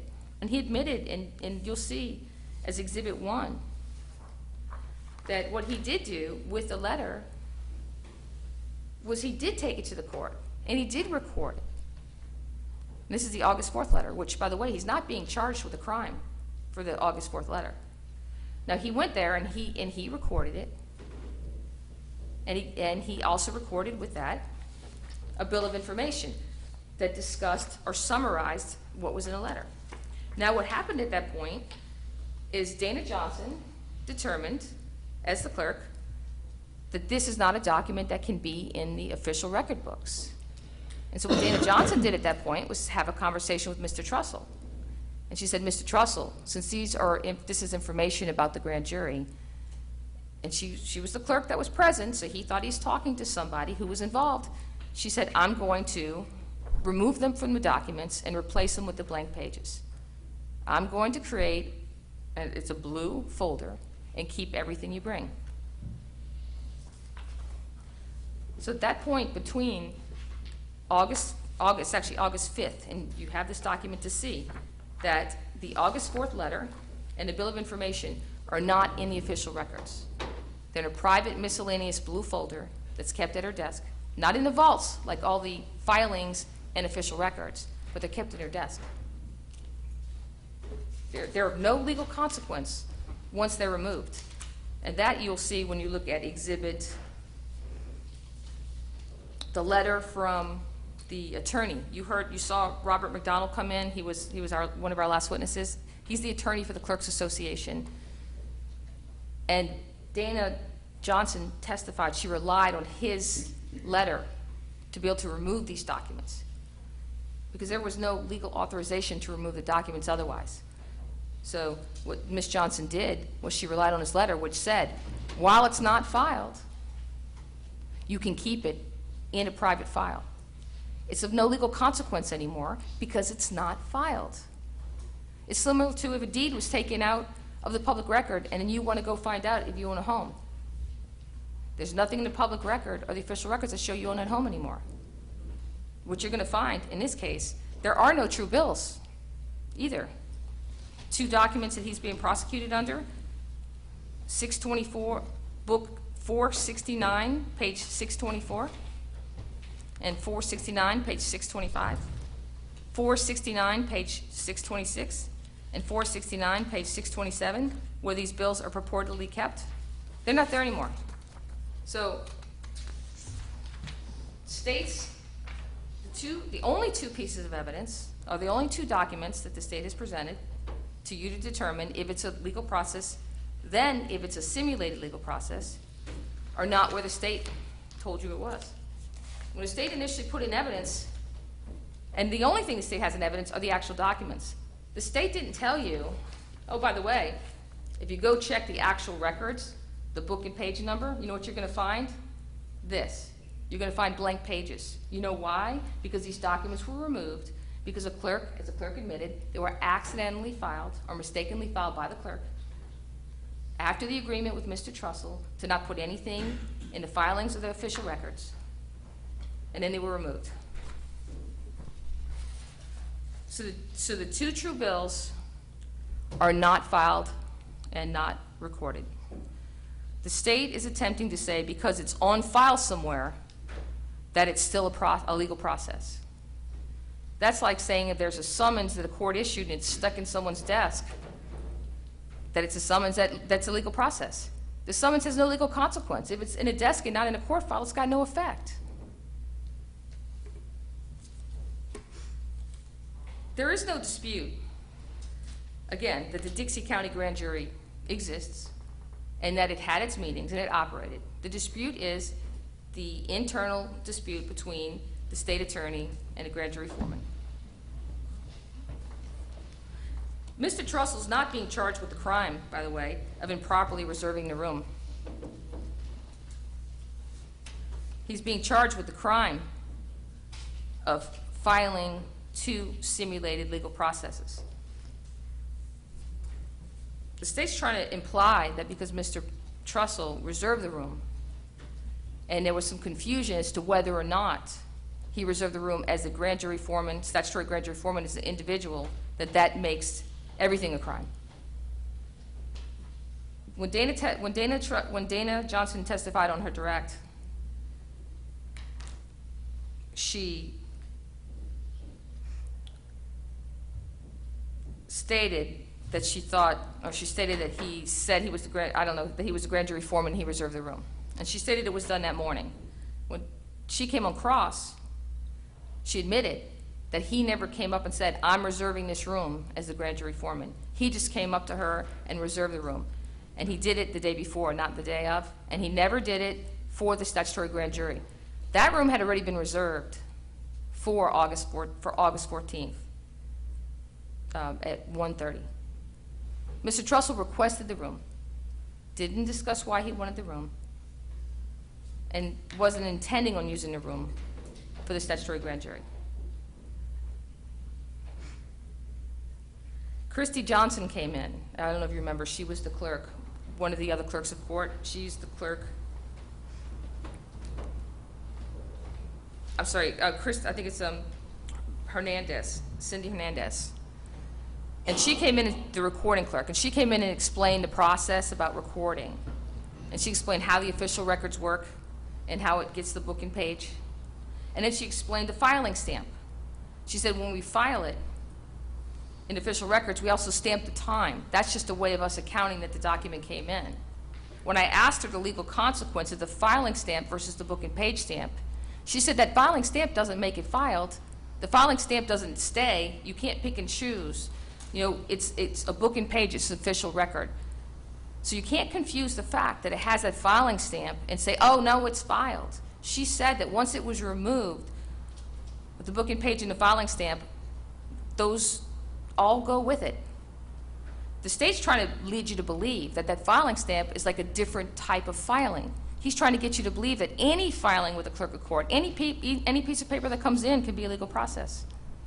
That's not what the law is going to show. And when you read the definition of legal process, you're going to see clearly it has to be one of two ways: filing with a clerk of court for a court case, like a divorce or a criminal case, or an official book and records, like a deed or a lien. Not just in a private file with utility bills and the emails and everything else. That's got no consequence whatsoever, legal consequence to anyone.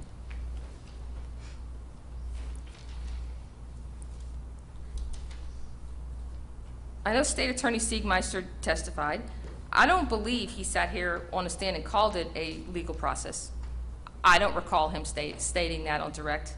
But it's for your determination, anyway, whether or not it is a legal process based on the facts presented.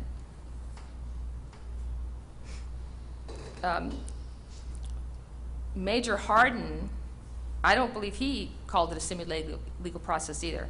I think what Major Hardin has testified to was that Mr. Trussell had come in with prior documents. There had already been conversations with FDLE about those documents, and that when Mr. Trussell came in with these two documents, he also forwarded them to FDLE. I don't think that Major Hardin made any investigation or determination whether the documents were legal or not. All he did was forward the documents that Dana Johnson had brought to him. I think he testified to the Sheriff's Office and also Sheriff Dewey Hatcher, that the Sheriff's Office did not do any investigations. It went straight to FDLE. All they did, basically he said, I think acted as a mailman, a middleman. I just kind of forwarded it along. So I don't think it's a fair assessment that he determined it was a simulated legal process either. FDLE Frank Linton, as the state said, they saying that Mr. Trussell admitted to filing these documents to Agent Linton. I think Agent Linton on cross admitted that Mr. Trussell never actually said that he filed them. He never admitted to the filing to Linton. And the bottom line is that they're not filed or recorded. Now, the state also said that Common Core and sovereign citizens have nothing to do with this case. Now, in evidence you're going to see, and I think it's number 12, number 10, number 8. It's a 6-page email. So when you see the evidence, you're going to see a 6-page email from Madonna Roberts, who testified as the state attorney's secretary, to the state attorney back in July 21st. And this is before any meetings took place. And in that email, it says, the clerk of Dixie County called, stating the foreman of the grand jury wanted to reconvene the grand jury tomorrow, or as soon as possible, that he had evidence he thought the citizens of Dixie County needed to know. I told her you were not here, to call the Judge Parker. He sounds like a sovereign citizen. So back in July, in evidence is proof that the state attorney clearly, or his secretary at least at this point, clearly designated Mr. Trussell as a possible problem, a sovereign citizen. What are we going to do? I mean, the bells were ringing, and Mr. Trussell had no chance already in their head. So if you're going to look at the intentions to stop Mr. Trussell from being able to operate or having any power are clear, at least from July 21st. And I think they're clear from before that, because before that, you heard testimony that Mr. Siegmeister had lectured about common law grand juries to the Tea Party, that he had met Mr. Trussell because he was the head of the Tea Party. And he knew Mr. Trussell's interest in helping with politics. He knew Mr. Trussell was sitting there listening to what he said. And Mr. Trussell testified that when he left that meeting, he had faith in the statutory grand jury system, and he believed in the system. And he didn't see a need for a common law grand jury. And he never made any determination that they exist legally. It was just symbolic. There's never been any proof that anyone here believes that a common law grand jury or these true bills, these true opinions called true bills about a common law grand jury have any legal effect or impersonate a statutory grand jury document. They clearly are designated. They say, this is what we are. We are the people's grand jury of common law. Here is our opinion. We're recommending within your jurisdiction to arrest. I think we have a right to recommend under the First Amendment after we assemble, or even on our own. You can file a police report. You heard the sheriffs. You can file a police report. I think even the FDLE agreed. You can ask for someone to be arrested. That's not a crime. Now, when I go back to Exhibit A, and you read the chain of emails you have back there, to further show that Mr. Siegmeister believed that Terry was a problem before he even gave him a chance.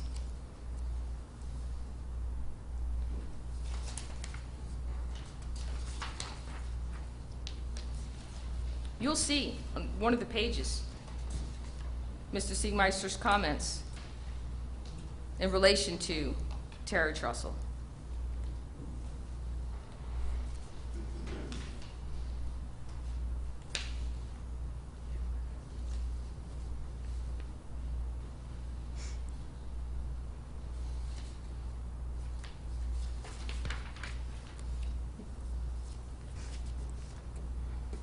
Now, the state's trying to make you believe that on file with the clerk's office, an indictment, which, by the way, nobody testified this was an indictment, not even Judge Parker. I don't know if you remember Judge Parker. He used the word 20, 30 times, right? But he said indictment or true bill, indictment or true bill, indictment or true bill. He designated. I don't think there's any proof that this is any type of indictment. I think he even testified that to become an indictment, they talked about a process for a grand jury's presentation to become an indictment at all. It requires the signature of a state attorney, and then the process, the legal process, to go to the court and have the court turn it into an indictment. In this case, for this document, if it was an impersonation and it was a grand jury document, which it isn't, but let's assume, for argument's sake, that you believe that this was a Dixie County grand jury document, there is no state attorney signature. Mr. Siegmeister would have had to indict himself. He would have had to sign a document to turn it into an indictment. And then he would have had to take it to the judge and say, Judge, prosecute me. Please don't confuse being on filed with what filed or recorded is. I think the testimony, they were as clear as they could to designate the different hats the clerks wears, and what filing means in a court, and how it's got docket sheets, and how you can go find it on the website. I think they were very clear also what recording means. They called it the OR, or the official records, and that it has to be in there, and if it's not there, it's not an official record. That is a requirement of being a legal process. It's got to be somewhere where it's supposed to be. It can't be off in a file or a drawer to have any consequence. It might as well be sitting in your car. It's got no legal consequence unless it's in one of those two places. And it's conclusive proof in the evidence. If you look at the blank sheets and you look at the dates and times and by all the testimony, that these two true bills are not filed and they are not recorded.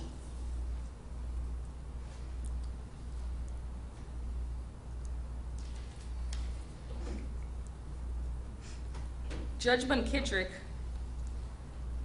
basically the most important thing from what she testified to was that she shredded the document. She didn't assist Terry Trussell in any way. I think Judge Parker made it clear, you know, she was inexperienced and he took over. So Terry Trussell had no place to go. The state refers to also spontaneous statements or spontaneous people appearing. I'm not sure which meeting he was talking about that spontaneous people appeared, but the meeting on the 1st and the 14th obviously wasn't spontaneous. It was sent out by notices from the clerk of the state attorney. Everybody came. There was just no verification, and Mr. Trussell wasn't able to verify. Mr. Trussell's position was that the meetings were corrupt. He had a duty to preside over those meetings as the grand jury foreman.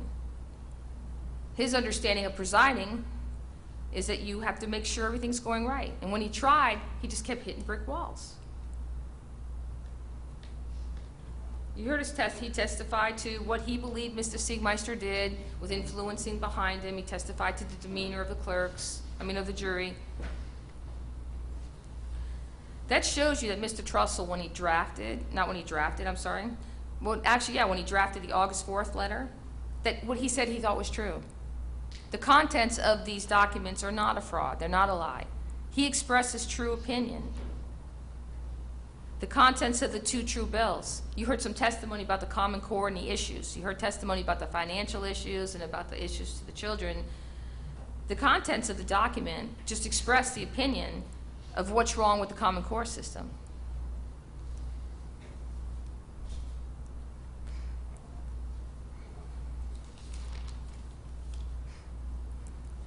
The state in its closing also stated that Terry Trussell started his own grand jury. I think the testimony was clear that Terry Trussell did not start the grand jury. He was invited. It was created by someone else. Someone else sent out the notices. Someone else drafted the documents. He did admit, yes, I presided over that assembly as the symbolic grand jury foreman.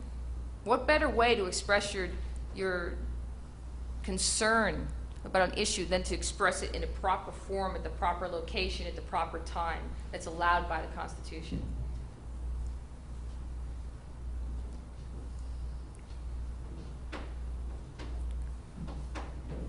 Mr. Trussell never attempted to make these two true bills look like they belong to the statutory grand jury. The state had said in their closing, he tried to make it look valid. The state's trying to make you believe that Siegmeister was affected by these two true bills because he had to recuse himself for this case. Of course he has to recuse himself for a case where he's purportedly the victim and he's the head of the state attorney. They had to recuse the whole circuit. And it's not because Mr. Trussell's true bills.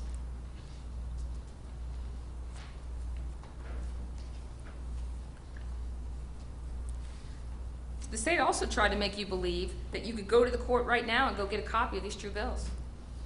You heard Nina Johnson testify, and she came in and said, I went to go get the files. They said, I can't have the files. She tried. She went over there as a member of the public and said, hey, I want a copy of this blue file. She couldn't get it. They wouldn't give it to her.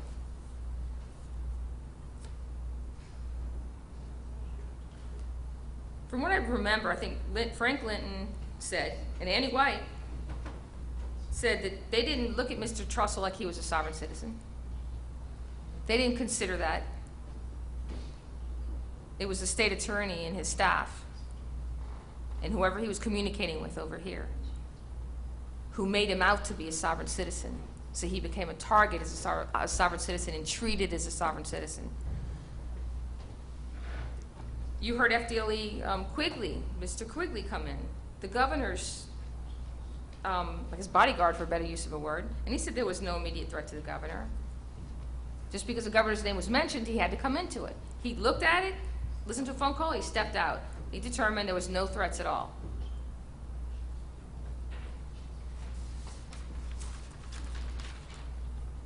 You heard then Donna Jones, Judge McKittrick's JA, who came in, and basically said that, she just gives the documents to the judge. The judge shreds her own documents if she wants.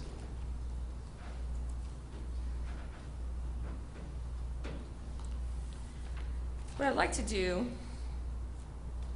is walk you through the different counts. We have 2 counts that deal with impersonating a public official. For the state to prove this beyond a reasonable doubt, the state must show 2 elements, and he needs to meet both elements beyond a reasonable doubt. That Terry Trussell deliberately impersonated or falsely acted as a public officer or employee.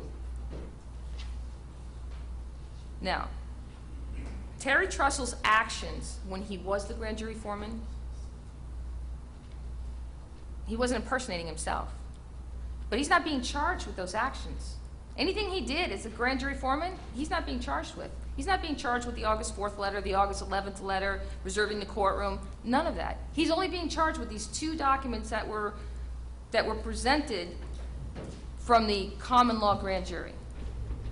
So his attendance as a common law grand jury member in his assembly with the people to express their opinion is not an impersonation of falsely acting as a public employee or officer, because he clearly said, we're just people getting together, we're just citizens.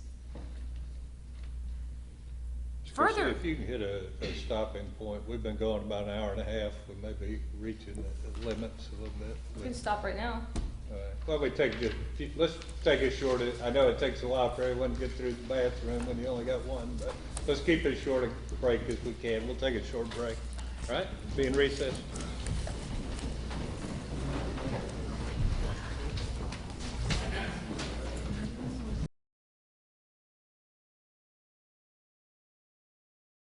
Court come to order, all rise. Circuit Court is back in session.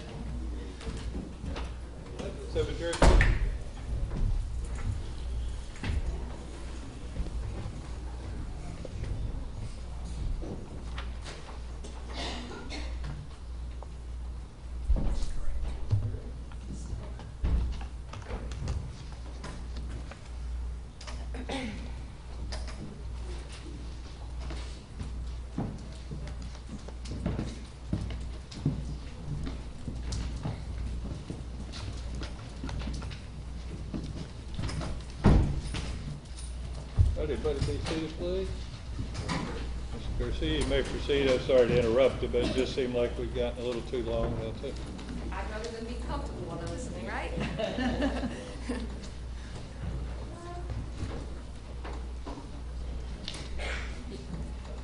You know, when the only tool is a hammer, the problem looks like a nail. In this case, Mr. Trussell was categorized as a sovereign citizen. So they took the hammer of simulated legal process to try to stop him from expressing his opinion, because he didn't know what else to do with it.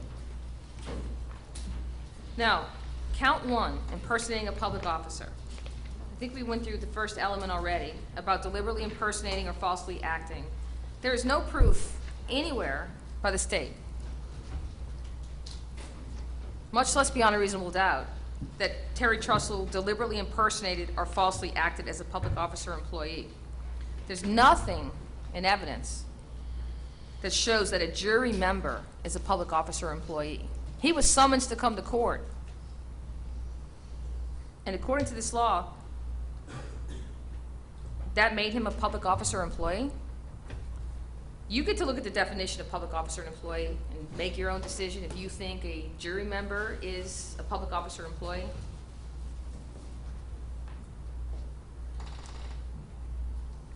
Now, in count two, the second element the state must prove beyond a reasonable doubt in count one is that Terry Trussell did so in connection with or related to any legal process affecting Jeffrey Siegmeister, a person, or otherwise took action under color of law against the person or property. So you have two elements, legal process or action under color of law. Now the judge gives you on page 4, under color of law. It means acting with the pretense of lawful authority when in fact no such right existed. Which means that Terry Trussell would have had to, he would have to act with the pretense of lawful authority. Now in these two true bills, there is no pretense of lawful authority. They're clearly distinguished as common law grand jury. They do not say Dixie County grand jury. You can compare the documents, compare the ones that he did as the statutory grand jury foreman to that document, and look at the clear distinction. On its face, it is not a statutory grand jury document. And there's no pretense that he had any lawful authority as a grand jury foreman when these true bills were created by the Assembly of People as their opinion. They did not try to say, hey, look at us, we're a statutory indictment. There was no pretense of lawful authority at all. So under color of law doesn't apply. Legal process. This is a confusing one by the way the law is written, but it's clear in the facts here that it's not a legal process. On page 3 of the instructions, the judge gave you the definition of legal process, exactly how it's written in the law. And this applies to the entire section, all 3 different charges. It says a legal process means a document or order issued by a court. Now, And I'm gonna take it in bits and pieces so we can go through each element. This is not a document or order issued by a court. It clearly is a document prepared by a group of people to express their opinion. There's no court filing, there's no court case number, there's no style of a case, there's no signatures of attorneys or judges. You know what a pleading looks like or a summons looks like. This clearly is not a document or order issued by court. Then it says, or filed or recorded with an official court. That's where it's important. Filed or recorded with an official court. Now, the clerk of court testified to, here I am, you can file in my court file, or here I am, you can record in my official records. The evidence clearly shows that these two true bills are not filed or recorded in an official court. That's an element to be a legal process. And if it's not filed or recorded in an official court, it doesn't matter where it's filed or how it's kept. It's not a legal process. It also has to be for the purpose of exercising jurisdiction or representing a claim against a person or property. And that's if you even determine it was filed or recorded, which I don't even think you can get past that. And like I said, my opinion doesn't matter. You get to decide. I'm just telling you what's in evidence, in my opinion. At that point, too, it's not exercising jurisdiction over anybody. It's not representing a claim against anybody. It says, or for the purpose of directing a person to appear before a court. This document, these two documents, and when I say documents, I'm talking about the two true bills, states 1 and 2, okay? These documents are not directing a person to appear before a court or tribunal. This is a court or tribunal. These two documents aren't saying, hey, come before the judge. They're asking the clerk to deliver it to the sheriff so the sheriff can do something with it. That's what the documents are doing. And the clerk did deliver it to the sheriff. And Mr. Trussell, along with 2 other members of the common law grand jury meeting, went to the sheriff. You heard Dewey, Mr. Hatcher, Sheriff Hatcher, where he said, yeah, you know, he came, yes, he left me a message. No, I didn't call him back. Terry said, I tried to talk to him, and I think he actually did sit and talk to the sheriff about this for a while, and they did get into details. That says, or to perform or refrain from performing a specific act. Admittedly, the documents did ask the clerk to take them to the sheriff. But if it's not a legal process, it doesn't matter. And even if it is a legal process,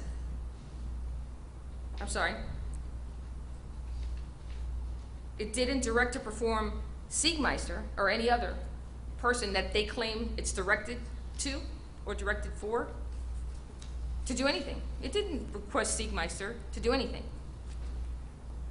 Nor did it request Mark Raines. It didn't request Timothy Alexander. It didn't request Chuck Farmer. It didn't request Mark Raines at all, I think it is. It didn't request Paul Ganey. It didn't request Dwayne Rollison. It didn't request Charlie Crist. It didn't request Rick Scott. It didn't request Pam Stewart to do anything. Now, the definition goes further on to say, a legal process includes, but it's not limited to, a summons, a lien, like a lien on your home, a complaint, like a lawsuit, a warrant, like the sheriff does. The sheriff is the one, the judge signs the warrant, the sheriff issues the warrant, an injunction, like a restraining order, a writ, it's not a writ, a notice, it's not a notice, a pleading, it's not a pleading, a subpoena, it's not a subpoena, or an order, it's not an order. All this document is the group of people that came here and properly designated themselves as the common law grand jury's opinion that we believe these crimes are committed.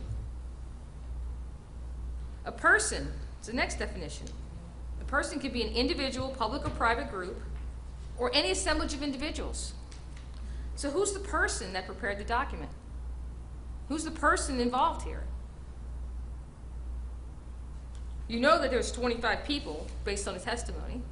You also saw 3 of them come in here and testify to their intent, and the fact that all they were doing was listening to what they thought were problems and getting it to the proper authorities to investigate. So as to count 2, as to element 2 of count 1, impersonating a public official, the state needs to prove beyond a reasonable doubt that Terry Trussell did so in connection with or related to any legal process affecting Jeffrey Siegmeister or took action under color of law. I don't believe the state proved beyond a reasonable doubt, first of all, that's even a legal process, or that it was taken under the color of law, or that the action affected Jeffrey Siegmeister. Now, those same definitions carry over to the second count. But the most important thing is on page 4 in the instructions. This relates to the defense. It says, in construing each of these charges, the jury shall consider, number 1, these sections do not prohibit individuals from assembling freely to express opinions or designate group affiliation or association. These 2 true bills are clearly a result of individuals assembling freely to express their opinion, and they designated themselves as the common law grand jury for symbolic reasons. This clear defense covers these 2 documents. So even if you thought they were a legal process, or even if you thought they were a simulated legal process, if you believe, and you heard everybody's testimony, you have a right to freely assemble. You have a right to express your opinion. In the court's instructions, it says, this does not prevent you from assembling freely to express your opinion. So even if you believe the state proved the counts, which I don't think you can find beyond a reasonable doubt, right here, everybody, no one's contested this. There is no contestation to the fact that you have the right to assemble and express your opinion. That's our constitutional rights for each and every one of us. That's the whole reason Terry Trussell sat up here and he cried after he talked about his service. And he said, I take my oath seriously, not only as a vet, but for this jury. And when this jury failed him, when the state attorney failed him, when the judges failed him, when he had no place else to go, and he went to the clerk, and him and the clerk tried to do the best they could with it. They figured out, well, this is what we can do with it. Let's put it in the file. My attorney said, if you give me things, I can put it here. It's okay. He believed it. He didn't direct the filing or recording of these documents. Dana Johnson, after she notarized them, handed it to a clerk called Karen.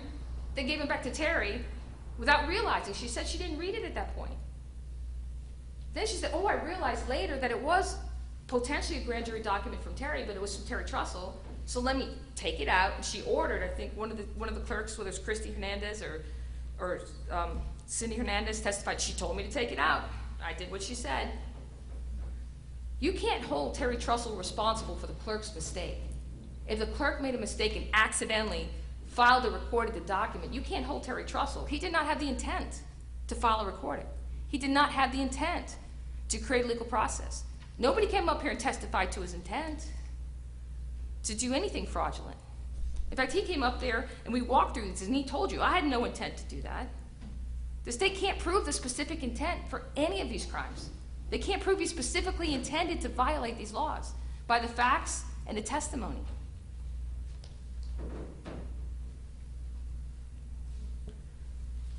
Count 2, actually, let me finish on the defense. The next defense is section 2. It's on page 4, and it's number 2. And it says again, these sections do not prohibit or in any way limit a person's lawful and legitimate access to the courts or to prevent a person from instituting or responding to a legitimate and lawful process. It's a lawful process to assemble and express your opinion. It's a lawful process to call yourself a common law grand jury. It's a lawful process to have the clerk put in her file, if that was your agreement, based on everything going on, to give her the documents. It was a lawful process for him to cooperate with the sheriff and cooperate with FDLE. I think Frank Linton from FDLE testified. He was cooperative. I think some of the sheriffs testified. Never had a problem with him.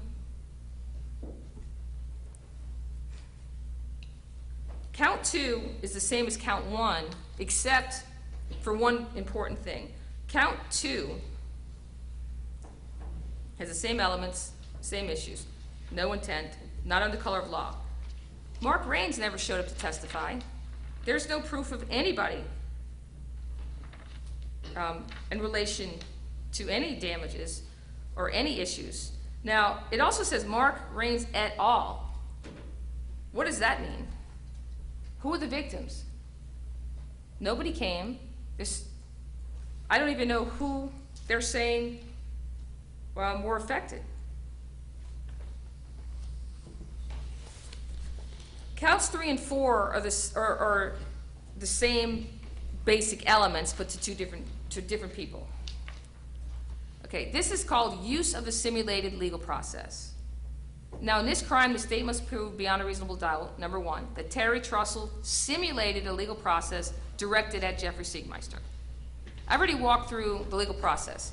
If you determine it's not a legal process, he didn't simulate a legal process.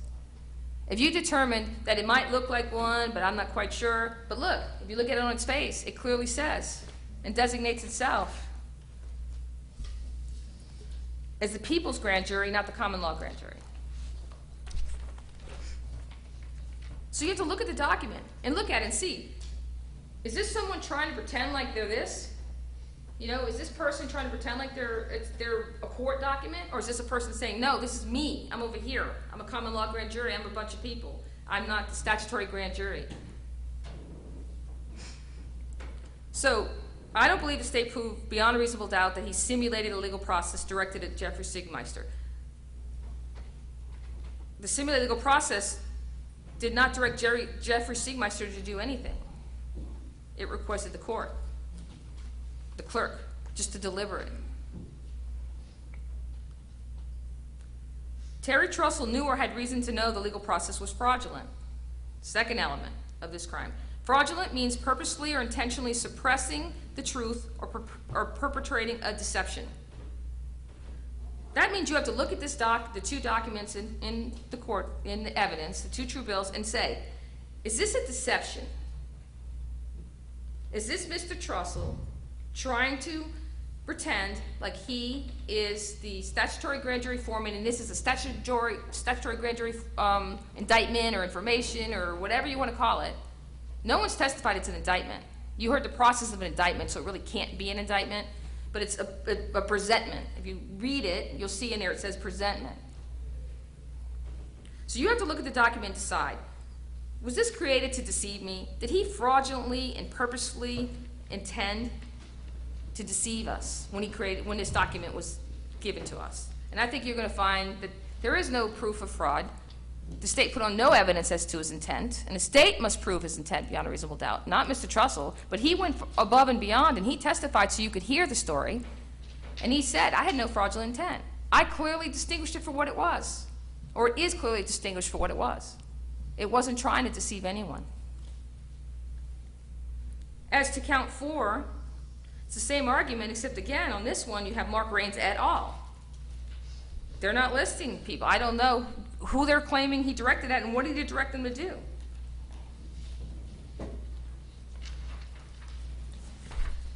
Now, counts 5 through 14 all have the same elements, but it goes to different people.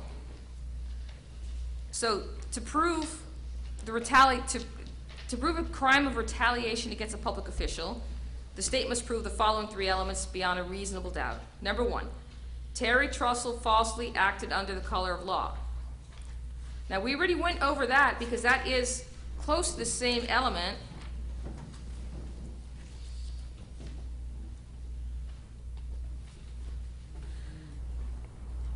Actually, it's a different one. It says Terry Trussell acted under the color of law, which means Terry Trussell had to act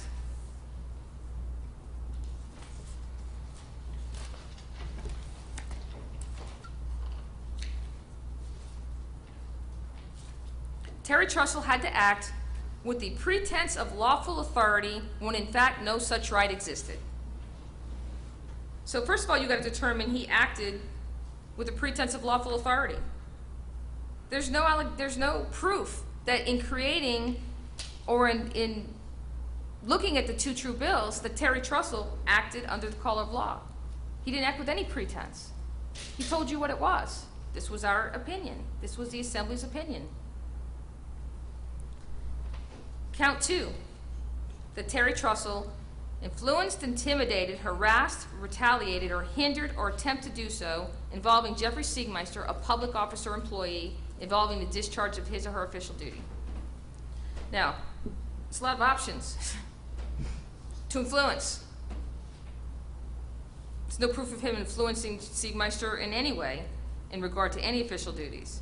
Intimidated. Mr. Siegmeister did not testify to any intimidation. Harassed. No testimony as to harassment. Retaliated. Well, to retaliate implies there's a motive. And that motive has to be fraudulent. And there was no evidence of Mr. Trussell's motive to retaliate against anyone. Mr. Trussell properly, in his position as a grand jury foreman, expressed his distaste and his confusion as to why he wasn't getting any help. He couldn't understand why Siegmeister was interfering with him. He went to the proper channels to the judge. He didn't do it in retaliation. He did it because it was a responsibility under the oath of the instructions as a grand jury foreman to inform the court of what's going on and to make sure the process works as it's intended to work. So he has to have an unlawful motive. There was no unlawful motive here. There's no proof of the unlawful motive beyond a reasonable doubt. In fact, Mr. Trussell testified that his motives were good. He was trying to help the citizens of Dixie County. The part of it that may be true is that Jeffrey Siegmeister is a public officer or employee. Now, next, involving the discharge of his official duties. Jeffrey Siegmeister was not, nothing was affected in a discharge of his official duties as relates to this case. He testified to a hypothetical future issue. Well, if I get arrested, and I get handcuffed, and they went through the whole process of how they treat the people when they arrest them, a hypothetical, if I get arrested, since I'm a public officer, I could lose my job. That's not involving the discharge of his or her duties. He's talking about a future possibility. If the sheriff or if the elite decided to arrest him, of course that's going to happen. But that's not what Mr. Trussell did. That would be after an investigation of the facts by a lawful authority. Mr. Trussell did nothing that involved Siegmeister's discharge of his official duties. And then on top of that, number 3, not only does he have to falsely act under the color of law, but he also has to do so through a use of a simulated legal process again. See, simulated legal process is the key. If you determine it's not a legal process, you can't determine it's a simulated legal process, and you must find not guilty on all 14 counts. Now, you'll be able to analyze and you'll determine, once you look at these 3 elements, if the state proved beyond a reasonable doubt all 3 elements, and they have to prove all 3 elements beyond a reasonable doubt. What I did find interesting as far as Mr. Siegmeister's testimony when he came back after, at the end of his last testimony, and we talked about him leaving the room, and he was asked to leave the room, and he shall be in the room, he admitted he chose to leave the room. Now, when you look at the instructions say when he shall or not shall, when it's required for him to be in the room, and it was proper for him to leave the room. And Jeffrey Siegmeister's actions were proper in leaving the room, and Terry Trussell's actions were proper in asking him to leave the room. So that didn't affect him in the discharge of his official duties. They just both clarified the situation of what happened that day. And if you look at Rule 4.3, when you look at your grand jury instructions, which is in evidence, I think is number defense 11, it says, the state attorney shall be present when you are making an investigation, interrogating a witness, or administering necessary oaths. There was no testimony that any of those 3 times did Terry Trussell ask Mr. Siegmeister to leave the room. He asked him to leave the room when they were doing some deliberation, and it was proper for him to ask him to leave, and it was proper for Mr. Siegmeister to leave. So any attempt to make you think that he improperly influenced the grand jury procedure by asking Mr. Siegmeister to leave the room have been cleared up. Now those counts we just went over, those three counts, those three elements to the retaliation applies to all the counts. But then what you have to do is look at each one separate and look at each individual's name and determine what was the retaliation in illegal and improper motive against that person. Mark Raines, there was no testimony of any retaliation or motive against Mr. Raines. Timothy Alexander. In fact, when it comes back to Mark Raines, Mr. Trussell actually testified he was his friend. He didn't testify to any unlawful motive or desire to hurt Mr. Raines. Again, Timothy Alexander, that's count 7. Mr. Alexander didn't come here. You didn't hear any testimony from him that he was affected in the discharge of his official duties. You also heard that he's Mr. Trussell's friend. Count 9, Chuck Farmer. Chuck Farmer didn't come here and say he was affected in the discharge of his official duties. Paul Ganey. Paul Ganey didn't come here, count 10. Paul Ganey didn't come here and testify to being intimidated, influenced, harassed, or retaliated, or hindered against, or affecting his discharge of his official duties. Count 11, Dwayne Rollison. Dwayne Rollison didn't come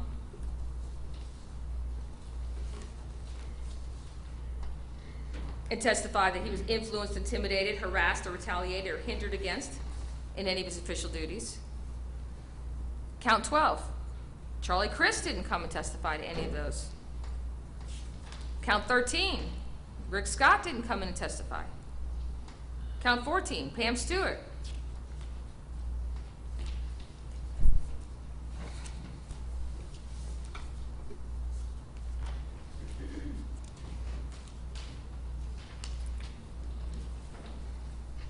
I'd like you to please look at the facts, look at the evidence, and look at the elements.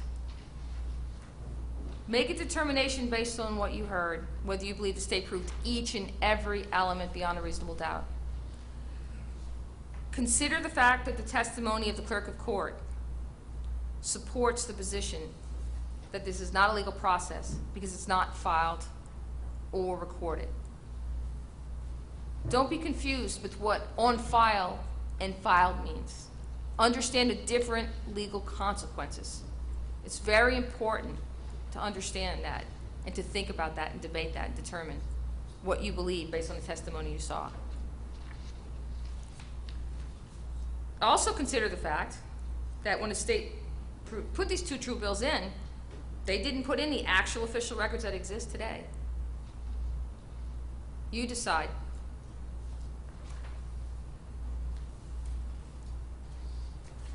Also consider the fact that when Mr. Trussell did testify to paying, when he filed everything, he paid also because all the documents were notarized. He was refunded all of his money.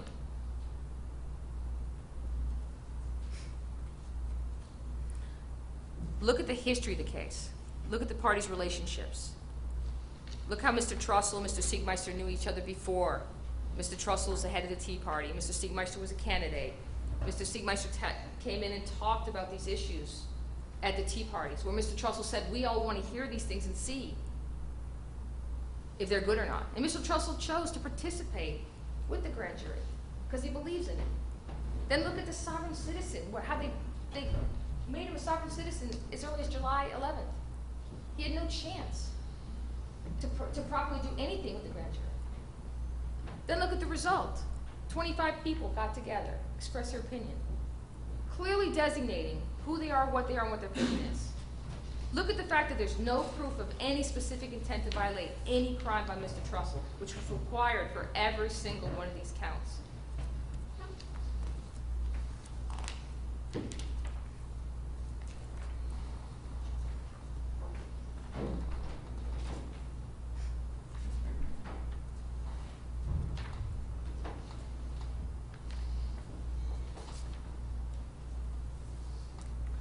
When you read the grand jury instructions, and please do, remember, you're reading them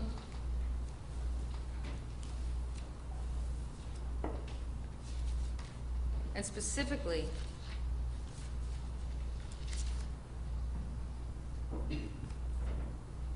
1.2. It's my duty to instruct you concerning your duties, and it's your duty to follow these instructions as you understand them. You have to consider what Mr. Trussell testified to as what his understanding is and why he did what he did.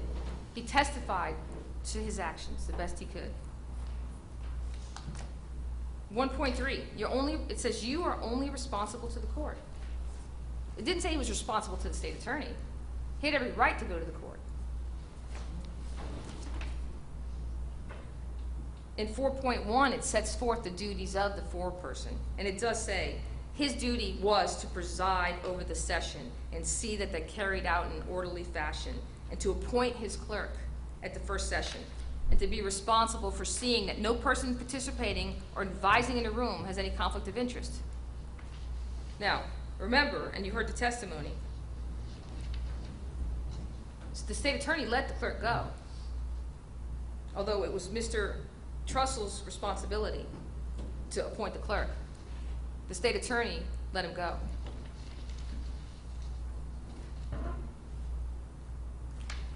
Also, you heard the testimony that nobody provided Mr. Trussell with the names of the other people there, so he could not see if those people who were participating had any conflict of interest. So he was prevented from even determining if the people in the room should be there. Under 4.3, we already went over it, and that deals with when the state attorney shall be present. 4.9, duty of the judges. It's a duty of the judge of this court, not only to initially charge the grand juries, but it's the duty to also be available at all reasonable times. I think the testimony was clear from Mr. Trussell. He tried to reach the judge at reasonable times through reasonable forms. And he tried numerous ways. He tried hand-delivering it. He tried giving it to Dana. He tried making phone calls. He's tried to do it, and he had no cooperation. And it's your choice to infer whether that's because he was branded a sovereign citizen or not. If it was determined back in July that they weren't going to cooperate with him.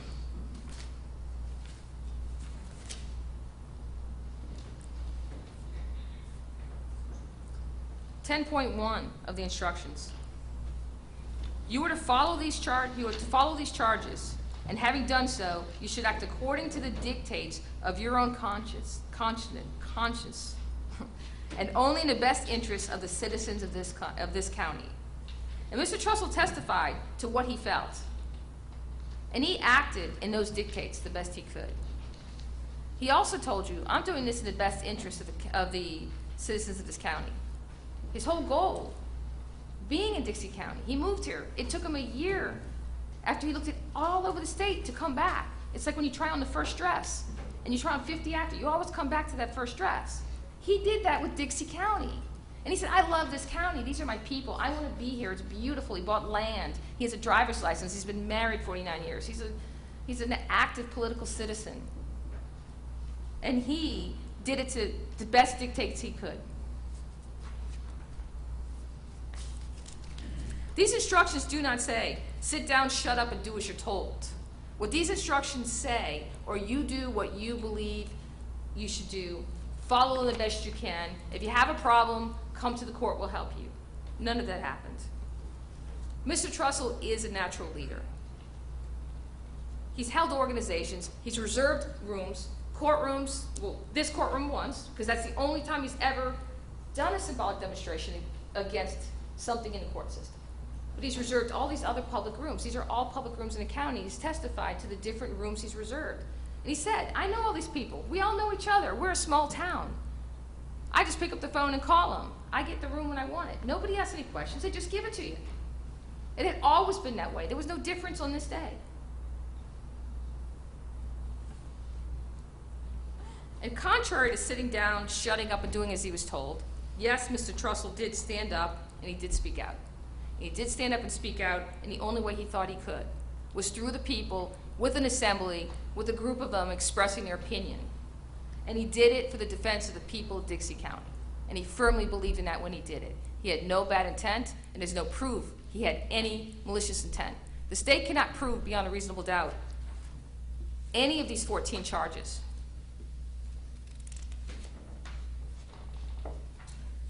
Mr. Trussell cared so much about the system that at 72 years old, when he had a right to opt out, he still chose to serve for 6 months.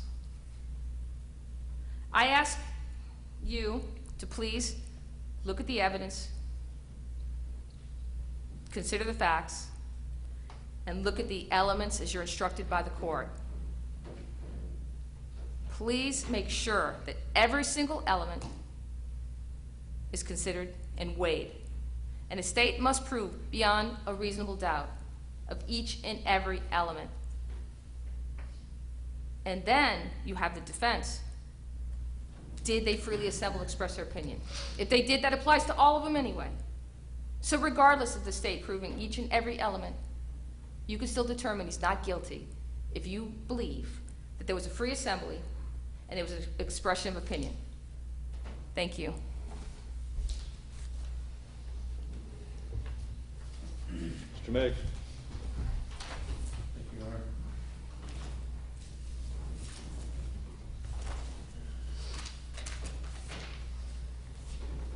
Please, Court. This is a time, and what I'm supposed to do at this time is respond.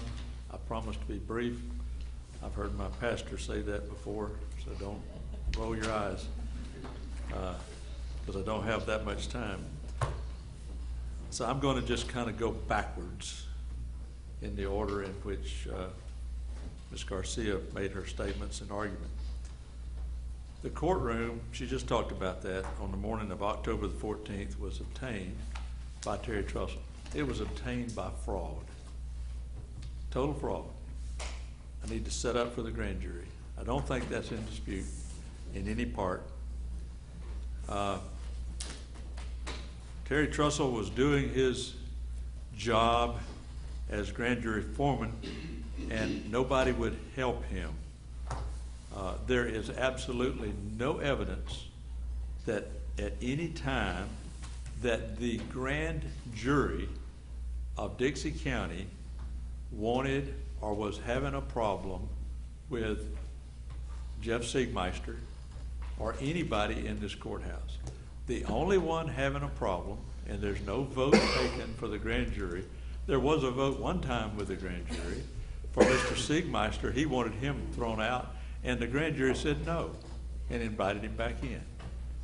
So the grand jury never needed Judge Parker.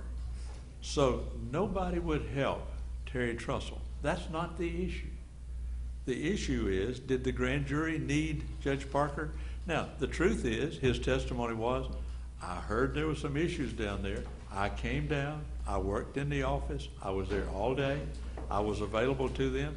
Did they ever call on you? No, because the grand jury did not need any help.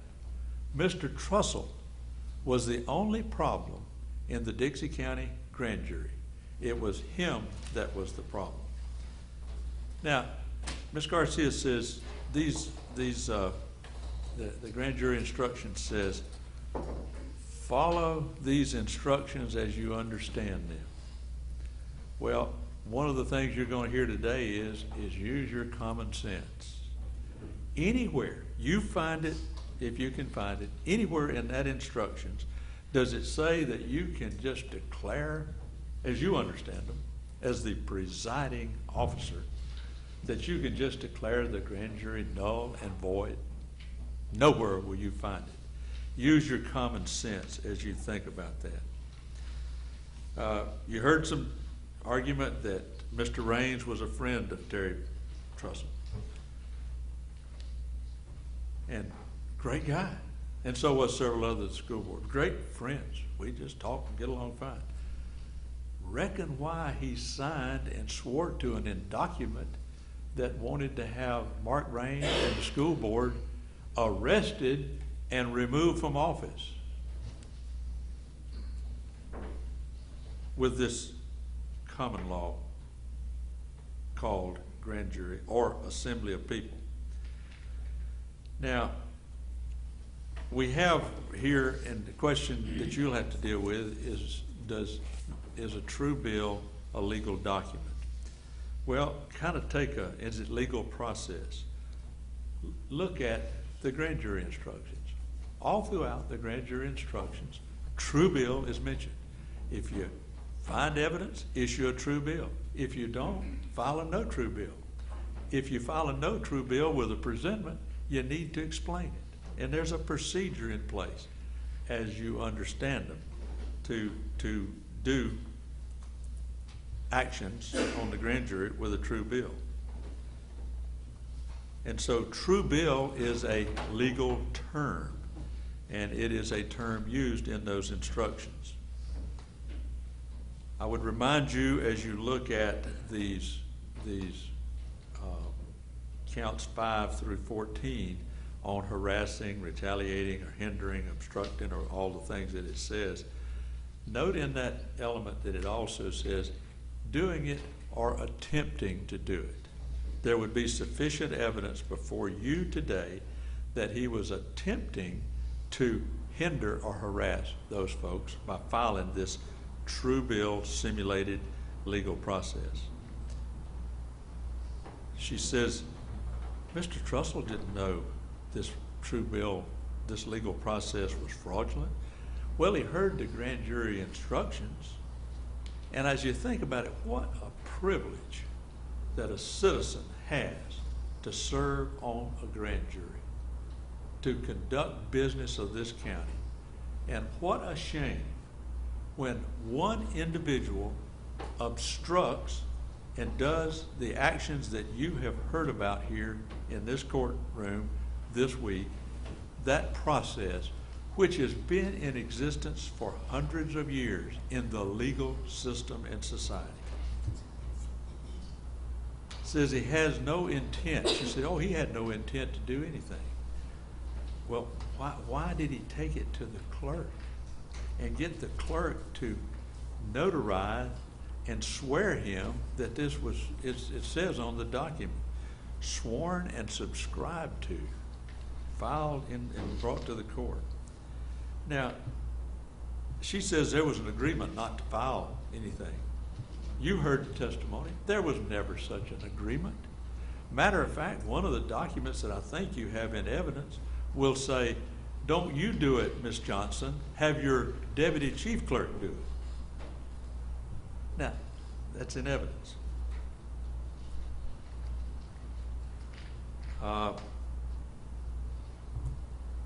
Ms. Garcia says this was not, none of this stuff was a claim against anybody. Only the school board, only your superintendent of schools, only the governor of this state, the state attorney, the commissioner of education, superintendent of schools, all of those people, there was no claim against anybody. Now, this legal, you know what makes this legal process in this case? You know what makes this legal, these two true bills legal process? They were filed in the court. Ms. Garcia wants you to believe that all these people were doing was symbolically trying to tell somebody something. Well, you know, these documents, we wouldn't be here if these documents were not brought into the clerk's office, filed, recorded, unrecorded, all of the facts that you know to be. If you just want to inform people, you know, I got in my car yesterday leaving here. Somebody had put a flyer on my car. Go put these on everybody's car. If you want to try to get attention of people, that's not a crime. Unless it's littered, maybe. But you could put it anywhere. But they didn't do that. They took it down to the clerk's office and had it filed. It ended up being recorded, and it affects people's lives. And that's a crime. And it's the crime for which Terry Trussell is charged with. No evidence, she says, that Terry Trussell is a public officer. Look at the instructions on what a public officer. He volunteered to do this. And then he abused a great part of being a citizen of this county by the actions that he took with the grand jury. You know, I've told you earlier in my first statement that this case has nothing to do with sovereign citizens. This case has nothing to do with Common Core. It has to do with simulated legal process. Nobody has ever accused Terry Trussell of being a sovereign citizen. There is one email that says, sounds like a sovereign citizen. So therefore, this is a sovereign citizen case. It has nothing to do with sovereign citizen. It has only to do with the filing of these documents that are simulated legal documents. Now, where, you heard testimony, where are these documents located? There are 3 or 4 vaults in the clerk's office. These documents are in the vaults in the clerk's office. You know where we got them from? The clerk's office. That's where they are. They're filed in the clerk's office. If they're not there, how did we get them? When we want these documents, where do we go? We go to the clerk's office. Now, there is nowhere in all of the duties and responsibilities of the clerk that the clerk has any responsibility to hold Terry Trussell's papers for him. It's just a safe place for me to put them. I'm not filing these, just a safe place. You know, would you keep them for me? Take them home, put them on the windshield, do something with them. Now, this looks like and takes on the appearance of legal process, but it's not. Now, I'm going to use an analogy. I don't know if this works or not. It made sense to me. I was over there thinking brilliantly a few minutes ago. You know, I don't know if any of y'all have ever heard about a cockpit simulator where pilots learn how to train. Okay, now from what I understand about it, a cockpit simulator is where they go in and you can simulate taking off and landing an airplane. You can simulate doing that. It looks like that's what you're doing. But you know, that's never going to get off the ground. That right here looks like legal process, but it's not. But it did cause and had the potential to cause harm to people.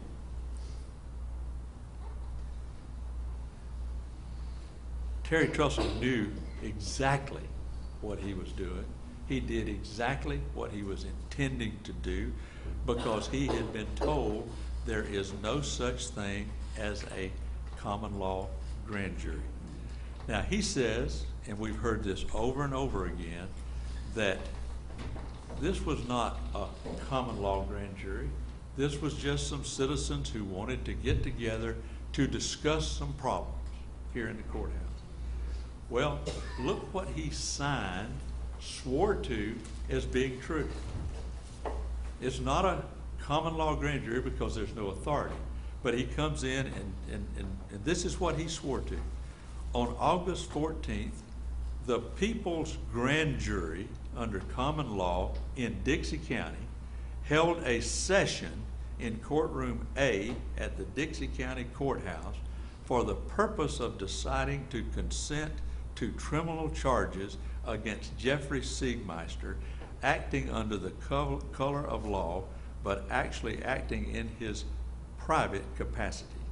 And then they listed all of these crimes, and then this group that is not a common law grand jury. Now, it doesn't exist because that's what makes this look like legal process. It is not legal process. It is simulated legal process, and that is the crime. This document here, sworn to by Terry Trussell, he says he didn't prepare it, says, "We, the members of the People's Grand Jury under common law in Dixie County, do hereby find probable cause for both counts of obstruction of justice, tampering against Jeffrey Siegmeister, that he was not acting according to the law of the land, statutes, or guiding precedents. Therefore, we the people, through the People's Grand Jury, do file with the Dixie County court clerk this true bill of presentment and order the clerk in Dixie County to deliver a copy to the sheriff for the arrest of Jeffrey Siegmeister.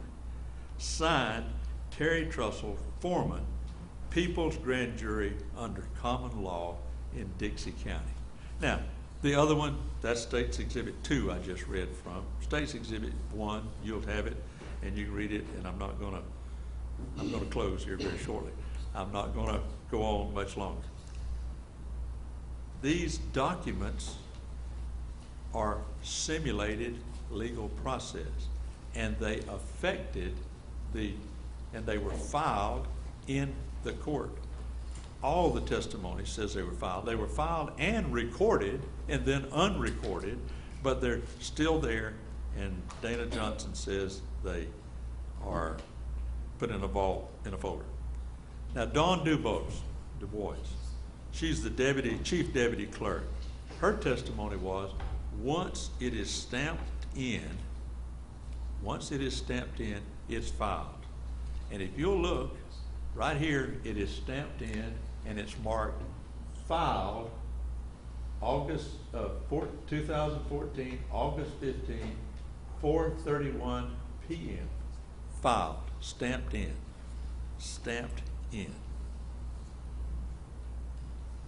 Not every filing in the clerk's office has a book and page number. They don't get those. Reserving this courtroom for the 1 o'clock meeting to set up was a ruse. It was falsely acting as the foreman of the grand jury, and you should find the defendant guilty of counts 1 and 2 because he used a ruse to get the courtroom. It was not true. It was for the people's common law grand jury who circumvented the rules of this courthouse to get the courtroom. That's an objection 404B, Your Honor. Overruled.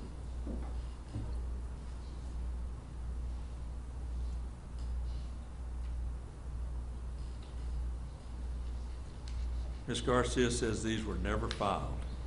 They are filed. Dana Johnson has never testified they are not filed in her office. They are in the public record of Dixie County. Now, just because somebody comes in here and she says she went to the wrong room trying to find these documents, and I would suspect that if you walked in and asked any clerk in any office surrounding this place, I'm here to demand to see the blue file, they probably would tell you, I don't know what you're talking about, get out of here. Dana Johnson knows exactly what she's talking about, and it is available if she wanted to pay for the public record. Dana Johnson has never said it's not filed. These are in the records starting August the 15th, 2014, and they're there today, whatever day this is, in 2016. I think it's Thursday.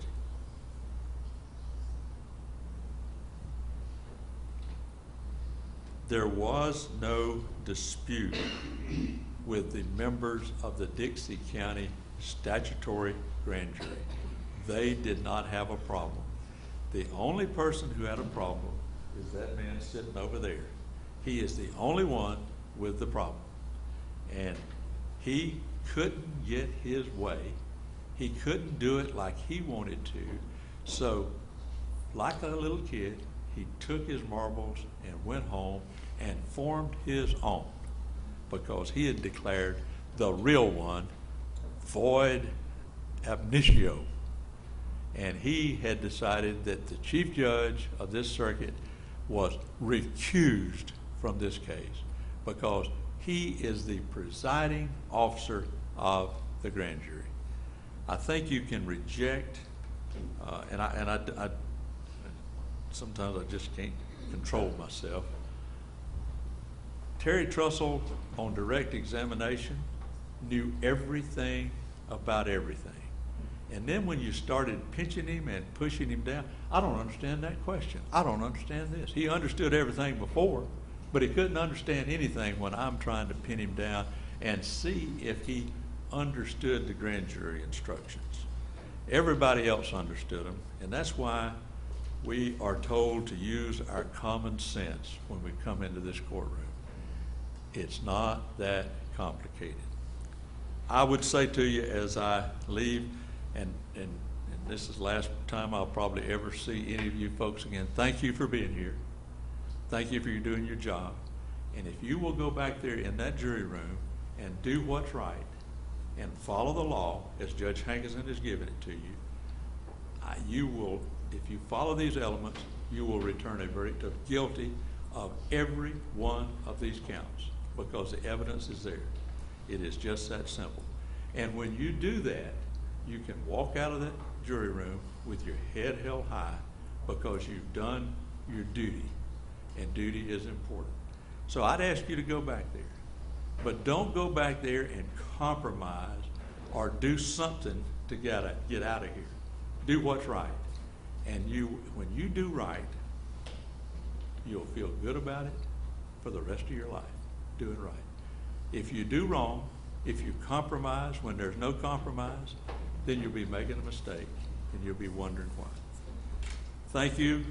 I encourage you, the state asks you to return a verdict of guilty on all 14 counts. And we thank you for your attention. We thank you for your close attention and observation and giving us of your time. Thank you very much. Go back to page 19 of the jury instructions, please.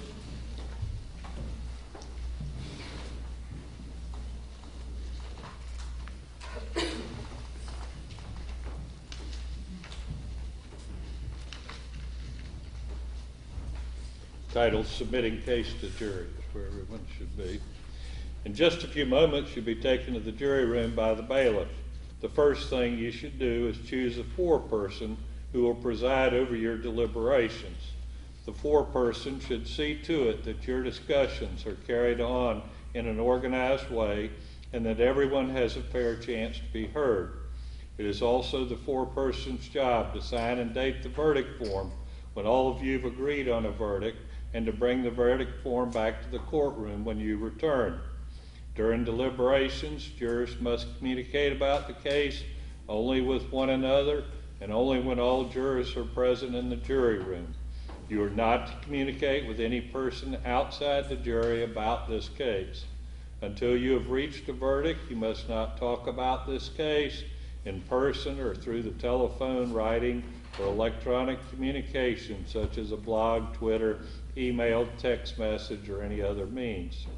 Some of you may have cell phones, tablets, laptops, or other electronic devices here in the courtrooms. The rules do not allow you to bring your phones or any of those types of electronic devices into the jury room. Kindly leave those devices on your seats where they will be collected and guarded by the bailiff while you deliberate. Do not contact anyone to assist you during deliberations. These communication rules apply until I discharge you at the end of the case.